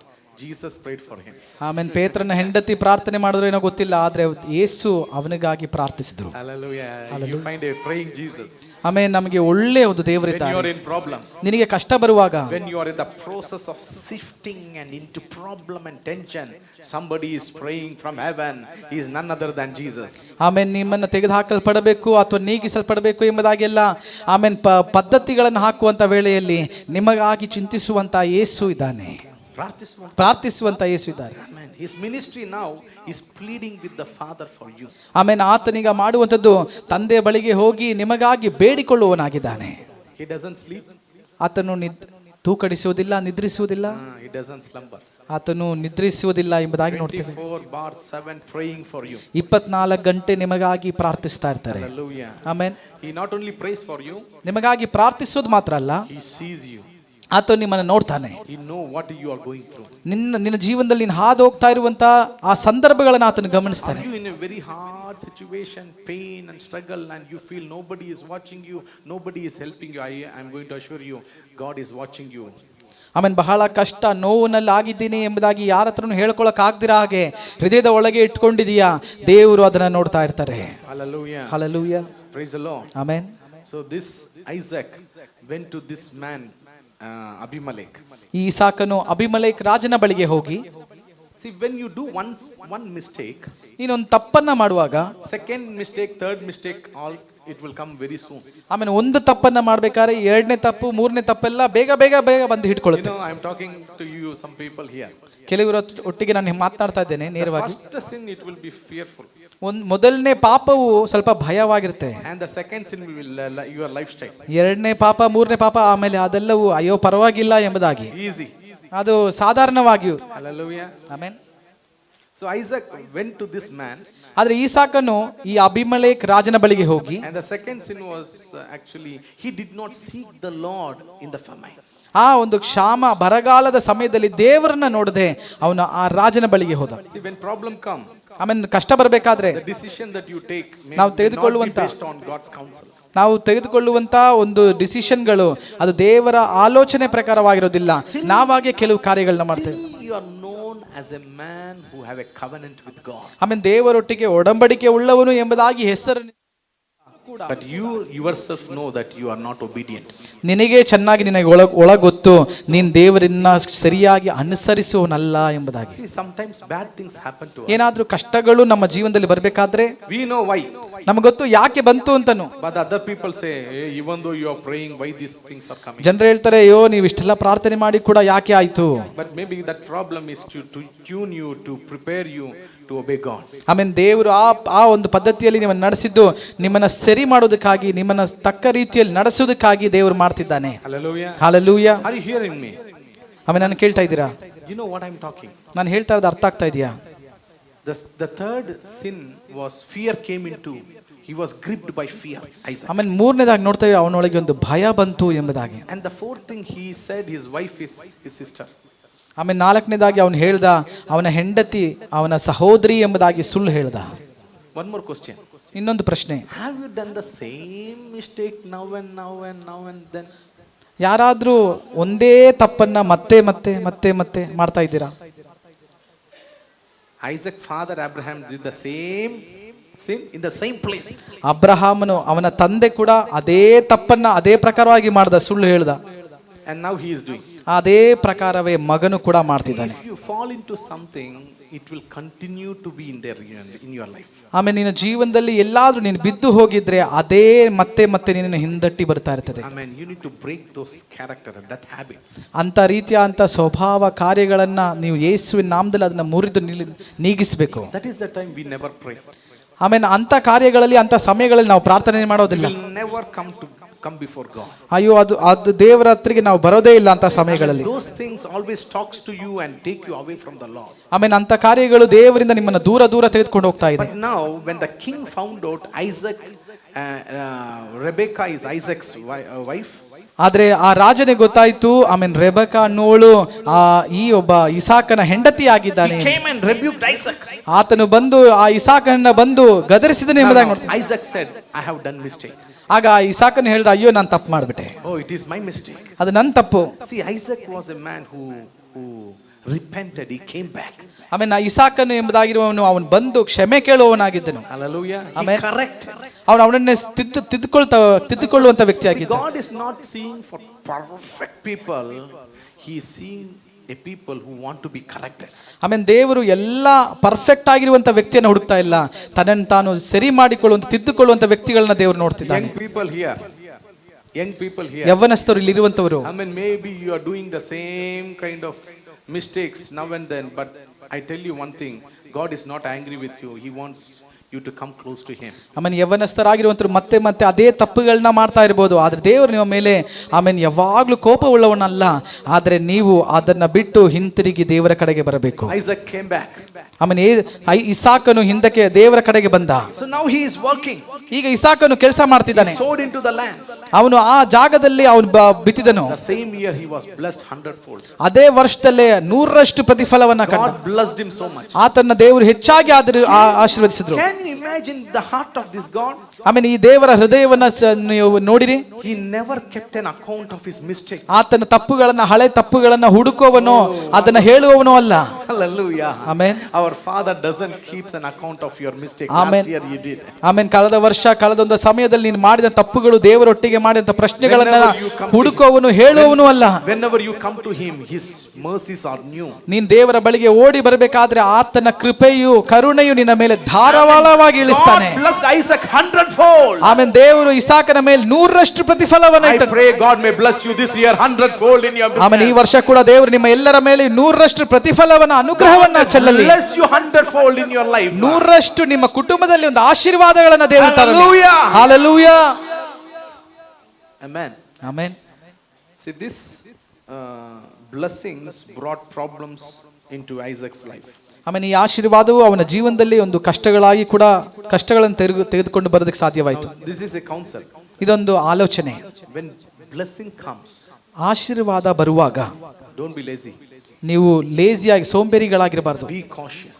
ನೀವು ಬಹಳ ಚುರುಕಾಗಿರಬೇಕು, ಎಚ್ಚರವಾಗಿರಬೇಕು. Along with blessing, devil also can come. ಆಶೀರ್ವಾದ ನಿಮ್ಮ ಮೇಲೆ ಬರಬೇಕಾದ್ರೆ ಸೈತಾನು ಕೂಡ ಒಂದು ಕುತಂತ್ರವಾಗಿ ನಿನ್ನನ್ನು ನೋಡ್ತಾನೆ. He may come and disturb you. ಆತನು ಬಂದು ನಿಮ್ಮನ್ನ ಬೀಳಿಸುವುದಕ್ಕಾಗಿ, ಇಲ್ಲದ ಹಾಗೆ ಮಾಡೋದಕ್ಕಾಗಿ ನೋಡ್ತಾನೆ. He may come and take those blessing unknowing without your knowledge. ನಿನಗೆ ಗೊತ್ತಿಲ್ಲದ ಹಾಗೆ ಆ ಒಂದು ಆಶೀರ್ವಾದವನ್ನ ಕಿತ್ತುಕೊಳ್ಳುವುದಕ್ಕಾಗಿ ಆಮೇಲೆ ಆತನು ಎಲ್ಲ ಹೊಂಚನ್ನ ಹಾಕ್ತಾನೆ. Hallelujah. Amen. Don't be disturbed. ಆದ್ರಿಂದ ನೀವು ಎಚ್ಚರವಾಗಿರಬೇಕು. When God blesses you, ಆಮೇಲೆ ದೇವರು ಆಶೀರ್ವದಿಸುವಾಗ don't keep your heart on the blessing. ಆಮೇಲೆ ನಿಮ್ಮ ಆಶೀರ್ವಾದದ ಮೇಲೆ ನೀವು ಸಂತೋಷ ಪಡುವವರಾಗಿರಬಾರ್ದು. Don't be proud. ಆಮೇಲೆ ನೀವು ಹೆಚ್ಚಳ ಪಡಬಾರ್ದು. ಆಮೇಲೆ ದೇವರು ಹೊಸ ಕೆಲಸ ಕೊಟ್ಟಿದ ತಕ್ಷಣ ಪ್ರೌಡ್ ಆಗ್ಬಿಡ್ಬೇಡಿ, ಅದ್ರ ಮೇಲೆ ಮನಸ್ಸು ಕೊಡ್ಬೇಡಿ. ದೇವ್ರು ಕೊಟ್ಟ ದೇವ್ರು ಯಾವಾಗ ಬೇಕಾದ್ರೂ ತಗೊಳ್ಬೋದು. ಓಕೆ, ದೇವ್ರು ಹಣ ಕೊಡುವಾಗ, ಸ್ಥಾನ ಕೊಡುವಾಗ, ಏನು ಕೊಡುವಾಗ್ಲೂ ಅದೆಲ್ಲ ದೇವ್ರ ಹತ್ರನೇ ಬಿಟ್ಟಿರಿ. See, whenever God gives you, don't keep your heart on those things. ಆಮೇಲೆ ದೇವರು ನಮಗೆ ಏನನ್ನು ಕೊಟ್ಟರು ಕೂಡ ಅದರ ಮೇಲೆ ನಮ್ಮ ಮನಸ್ಸಿಟ್ಟು ಅದರಲ್ಲಿ ಸಂತೋಷ ಪಡಬಾರ್ದು. You keep your heart on the blessing, ಆಮೇಲೆ ಆ ಆಶೀರ್ವಾದದ ಮೇಲೆ, ಈ ಲೋಕದಲ್ಲಿರುವಂತಹ ಯಾವುದೇ ವಿಷಯದ ಮೇಲೆ, that blessing will take you away from the Lord. ನಮ್ಮ ಮನಸ್ಸನ್ನು ಇಡುವುದಾದ್ರೆ ಅದನ್ನ ಸೈತಾನನು ಕಿತ್ತುಕೊಳ್ಳುವುದಕ್ಕಾಗಿ ನೋಡ್ತಾನೆ. ಆಮೆನ್. ದೇವರಿಂದ ನಿಮ್ಮನ್ನು ಅಗಲಿಸ್ಬಿಡ್ತಾನೆ. Amen. God blessed Peter with fishes. ಆಮೇಲೆ ದೇವರು ಪೇತ್ರನನ್ನ ಅನೇಕ ಮೀನುಗಳನ್ನ ಕೊಟ್ಟು ಆಶೀರ್ವದಿಸಿದ. See, when God called him, he was willing to leave those fishes and go. ಆದ್ರೆ ದೇವರು ಆತನನ್ನ ಕರೆದಾಗ ಅದೆಲ್ಲವನ್ನು ಬಿಸಾಡಿ ಹೋಗೋದಕ್ಕಾಗಿ ತಯಾರಾಗಿದ್ದ. There was one rich man came to Jesus and said, I am going to follow you. ಆದ್ರೆ ಒಬ್ಬ ಬಹಳ ಐಶ್ವರ್ಯವಂತನು ಯೇಸುವಿನ ಬಳಿಗೆ ಬಂದ್ಬಿಟ್ಟು ಹೇಳಿದ, ನಾನು ನಿನ್ನನ್ನ ಹಿಂಬಾಲಿಸಬೇಕಾದ್ರೆ ಸ್ವರ್ಗರಾಜ್ಯ ಸಿಗಬೇಕಾದ್ರೆ ಏನ್ ಮಾಡ್ಬೇಕು? Jesus said, give all your money to the poor people. ಆದ್ರೆ ಆತನೊಟ್ಟಿಗೆ ಹೇಳಿದಂತ ವಿಷಯ ಬೇರೆ ಆಗಿದೆ. ನಿನಗಿರುವಂತ ಎಲ್ಲವನ್ನ ನೀನು ಕೊಟ್ಟು ನನ್ನ ಹಿಂಬಾಲಿಸು. See, being rich is not the matter. ಆಮೇಲೆ ನೀನು ಎಷ್ಟು ಸಾಹುಕಾರ ಎಂಬುದಾಗಿ ಅನ್ನೋದಲ್ಲ ದೇವರ ವಿಷಯ. Amen. God blesses people.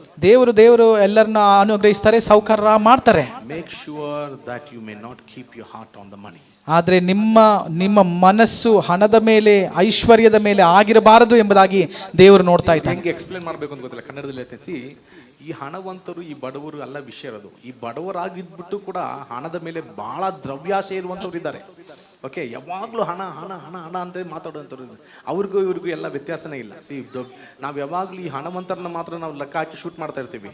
ಬಡವರಲ್ಲಿ ಕೂಡ ಕೆಲವರು ಹಣದ ಮೇಲೆ ಆಸೆ ಇರುವಂಥವ್ರು ಇದ್ದಾರೆ. See, always let money be your servant, not your master. Amen. ಅದು ಹಣ ನಮ್ಮ ಮಾಸ್ಟರ್ ಆಗಿರಬಾರದು, ನಮ್ಮ ಒಂದು ಸರ್ವೆಂಟ್ ಆಗಿರಬೇಕು. I told you this morning, how can you make the money your master, or how can you make your money your servant? ನಮ್ಮ ಐಶ್ವರ್ಯ ಹಣವನ್ನ ನಾವು ಹೇಗೆ ಮಾಸ್ಟರ್ ಅಥವಾ ನಮ್ಮ ಸರ್ವೆಂಟ್ ಆಗಿ ನಾವು ಮಾಡ್ಕೊಳ್ಬಹುದು ಎಂಬುದಾಗಿ ಬೆಳಗ್ಗೆ ಹೇಳ್ತಾ ಇದ್ದೆ. So whenever you think in terms of money, ಆಮೇನ್, ಹಣ ಎಂಬುದಾಗಿ ನಾವು ಮಾತನಾಡುವಾಗ, tomorrow something is there and you think about money. ಆಮೇಲೆ ನಾಳೆ ಒಂದು ಕಾರ್ಯ ಇರುತ್ತೆ, ಆದ್ರೆ ಅದು ಹಣ ಎಂಬುದಾಗಿ ನಾವು ಯೋಚನೆ ಮಾಡ್ತೀವಿ. I mean, if you are thinking like that, ಆಮೇಲೆ ಅದು ಯಾವುದೇ ಒಂದು ವಿಷಯ ಬಂದರೂ ಕೂಡ ಹಣ ಎಂಬುದಾಗಿ ಚಿಂತೆ ಮಾಡುವಾಗ, you are making the money your master. ಆ ಹಣವು ನಿಮ್ಮ ಒಂದು ಮಾಸ್ಟರ್ ಆಗಿ ನೀವೇ ಮಾಡ್ತಾ ಇದ್ದೀರಾ. Because Bible, some people say, no, the world revolves around money. ಆಮೇಲೆ ಕೆಲವರು ದೊಡ್ಡ ವ್ಯಕ್ತಿಗಳು ಹೇಳ್ತಾರಲ್ಲ, ಹಣದಿಂದಲೇ ಎಲ್ಲವೂ ತಿರುಗ್ತಾ ಇದೆ ಈ ಭೂಮಿಯಲ್ಲಿ ಅಂತ. Next week we need to give fees. ಅಯ್ಯೋ, ನೆಕ್ಸ್ಟ್ ವಾರ ಫೀಸ್ ಕೊಡಬೇಕು. Talk about money. ಅವಾಗ್ಲೂ ಹಣ. Think about money. ಅವಾಗ್ಲೂ ಚಿಂತೆ ಮಾಡೋದು ಹಣ. Oh, next week we need to pay rent. ಅಯ್ಯೋ, ಬಾಡಿಗೆ ಕಟ್ಟಬೇಕು. You are thinking about money. ಅವಾಗ್ಲೂ ಹಣ ನಿಮ್ಮನ್ನ ಕಂಟ್ರೋಲ್ ಮಾಡ್ತಾ ಇದೆ. You have allowed the money to be your master. ಆಮೇಲೆ ಹಣ ನಿಮ್ಮನ್ನ ಕಂಟ್ರೋಲ್ ಮಾಡುವ ಹಾಗೆ ನಿಮ್ಮನ್ನ ಒಪ್ಪಿಸ್ಬಿಟ್ಟಿದ್ದೀರಾ. How can you make your money your servant? ನೀವು ಅದನ್ನ ಕಂಟ್ರೋಲ್ ಮಾಡುವ ಹಾಗೆ ಹೇಗೆ ನೀವು ಮಾಡ್ಕೊಳ್ಬೇಕು? Do you know the difference between master and servant? ಆಮೇಲೆ ಯಜಮಾನ ಅಥವಾ ಸೇವಕ, ಅದರ ಅರ್ಥ ನಿಮ್ಗೆ ಗೊತ್ತಾ? If you have a master, ನಿಮಗೊಂದು ಯಜಮಾನ ಇರೋದಾದ್ರೆ, you go and wait for him. ನೀವು ಹೋಗಿ ಅವರ ಮುಂದಾಗಿ ಕೈ ಕಟ್ಟಿ ಕಾಯ್ತೀರಾ ತಾಳ್ಮೆಯಿಂದ. You follow your master. ನೀವು ನಿಮ್ಮ ಯಜಮಾನನನ್ನ ಹಿಂಬಾಲಿಸ್ತೀರಾ. If you have a servant, ನಿಮಗೊಂದು ಸೇವಕನಿರುವುದಾದ್ರೆ, he will follow you. ಆತ ನಿಮ್ಮ ಮುಂದಾಗಿ ನಿಮ್ಮನ್ನ ಹಿಂಬಾಲಿಸ್ತಾನೆ. And he will wait for you. ಆತ ನಿಮಗಾಗಿ ಕಾಯ್ತಾನೆ. He is ready to serve you. ಆತ ನಿಮಗಾಗಿ ಸೇವೆ ಮಾಡೋದಕ್ಕಾಗಿ ಸಿದ್ಧನಾಗಿರ್ತಾನೆ. How you make your money servant? ಹೇಗೆ ನಿಮ್ಮ ಹಣಗಳನ್ನ, ನಿಮ್ಮ ವಿಷಯಗಳನ್ನ, ಆಮೇಲೆ ನಿಮ್ಮ ಒಂದು ಸೇವೆ ಮಾಡೋದಕ್ಕಾಗಿ ಇಟ್ಕೊಂಡಿರ್ತೀರಾ. Amen. I want the servant to follow you. ಆಮೇಲೆ ನನಗೆ ಸರ್ವೆಂಟ್ ನಿಮ್ಮನ್ನ ಫಾಲೋ ಮಾಡುವ ಹಾಗೆ ನೀವು ಎಲ್ಲವನ್ನ ಕಂಟ್ರೋಲ್ ಮಾಡುವವರಾಗಿರ್ಬೇಕು. Practically do this. ಅದನ್ನ ಹೇಗೆ ನಮ್ಮ ಜೀವನದಲ್ಲಿ ತೆಗೆದುಕೊಂಡು ಬರಬೇಕು, ಅಳವಡಿಸಬೇಕು. If you have a need, ಆಮೇಲೆ ನಿಮ್ಗೊಂದು ಅವಶ್ಯಕತೆ ಬರುವಾಗ, make sure that you don't worry. ಅದರ ಕುರಿತಾಗಿ ಭಾರ ಪಡುವುದನ್ನು ನಿಲ್ಲಿಸಿ. ಮೊದಲು don't worry. ಅದಕ್ಕಾಗಿ ಭಾರ ಪಡೋದಕ್ಕಾಗಿ ಕುತ್ಕೊಳ್ಬೇಡಿ. You have a living father. ಆಮೇಲೆ ನನಗೊಂದು ತಂದೆ ಇದ್ದಾನೆ ಎಂಬುದಾಗಿ, You have a great master. ನನಗೊಬ್ಬ ದೊಡ್ಡ ದೇವರಿದ್ದಾನೆ. Your father is greater than any need that you have. ಆ ಸಮಯದಲ್ಲಿ ನನ್ನ ದೇವರು ನನ್ನ ಎಲ್ಲದಕ್ಕಿಂತ ಶ್ರೇಷ್ಠನೇ ಎಂಬುದಾಗಿ ಬಾಯಿಂದ ಅರಿಕೆ ಮಾಡಿ. Your father is not only rich, he is a caring father. ಆಮೇಲೆ ಆತನು ಐಶ್ವರ್ಯವಂತನು ಮಾತ್ರವಲ್ಲ, ನನಗಾಗಿ ಚಿಂತಿಸುವವನು ಎಂಬುದಾಗಿ ಹೇಳಿರಿ. Let your mind, emotion be filled with this caring father, not the need. ಆಮೇಲೆ ನಿಮ್ಮ ಮನಸ್ಸು, ನಿಮ್ಮ ಹೃದಯ ಎಲ್ಲ ಕೂಡ ಈ ಒಂದು ದೇವರ ಕುರಿತಾಗಿ ತುಂಬಲ್ಪಟ್ಟು ಆತನು ಒದಗಿಸುತ್ತಾನೆ ಎಂಬುದಾಗಿರುವ ನಂಬಿಕೆ ನಿಮ್ಮಲ್ಲಿ ಆಳವಾಗಿ ಇಳಿಬೇಕು. Before a thought comes into your mind about next week's need, ನಿಮ್ಮನ್ನ ದುಃಖಪಡಿಸುವಂತ ಯಾವುದಾದ್ರೂ ಒಂದು ಚಿಂತೆ ಬಂದು ನಿಮ್ಮೊಳಗೆ ಬರುವಂತ ಸಮಯದಲ್ಲೇ speak, my father is there. ಆ ಸಮಯದಲ್ಲೇ ನೀವು ನಂಬಿಕೆಯಿಂದ ಹೇಳಬೇಕು, ನನ್ನ ತಂದೆ ನನ್ನ ದೇವರು ನನಗೆ ಸಾಕಾದವನು. Lord will provide for me. ಆಮೇಲೆ ದೇವರು ನನಗೆ ಎಲ್ಲವನ್ನ ಒದಗಿಸ್ತಾನೆ. When you make this a practice, I tell you, money will be a servant and he will follow you and he will feed you. He will be meeting all the need. ಆಮೇಲೆ ಇದನ್ನ ಒಂದು practice ಆಗಿ ನೀವು ಶುರು ಮಾಡಿ ಇದನ್ನ ಎಲ್ಲ ಸಲ ನೀವು ಪ್ರಾಕ್ಟೀಸ್ ಮಾಡ್ಕೊಳ್ಳೋದಾದ್ರೆ ಇದು ನಿಮ್ಮ ಒಂದು ಸ್ವಭಾವವಾಗುತ್ತೆ. ನೀವು ಅದನ್ನ ಕಂಟ್ರೋಲ್ ಮಾಡೋದಕ್ಕಾಗಿ ಕಲ್ತಿರ್ತೀರಿ. Always trust God. ಯಾವಾಗಲೂ ದೇವರನ್ನ ಆಶ್ರಯಿಸಿರಿ. Hallelujah. Hallelujah. This is how God will provide all your needs. ಈ ಪ್ರಕಾರವಾಗಿ ದೇವರು ನಿಮ್ಮ ಎಲ್ಲ ಅವಶ್ಯಕತೆಗಳನ್ನ ಒದಗಿಸುವವನಾಗಿರ್ತಾನೆ.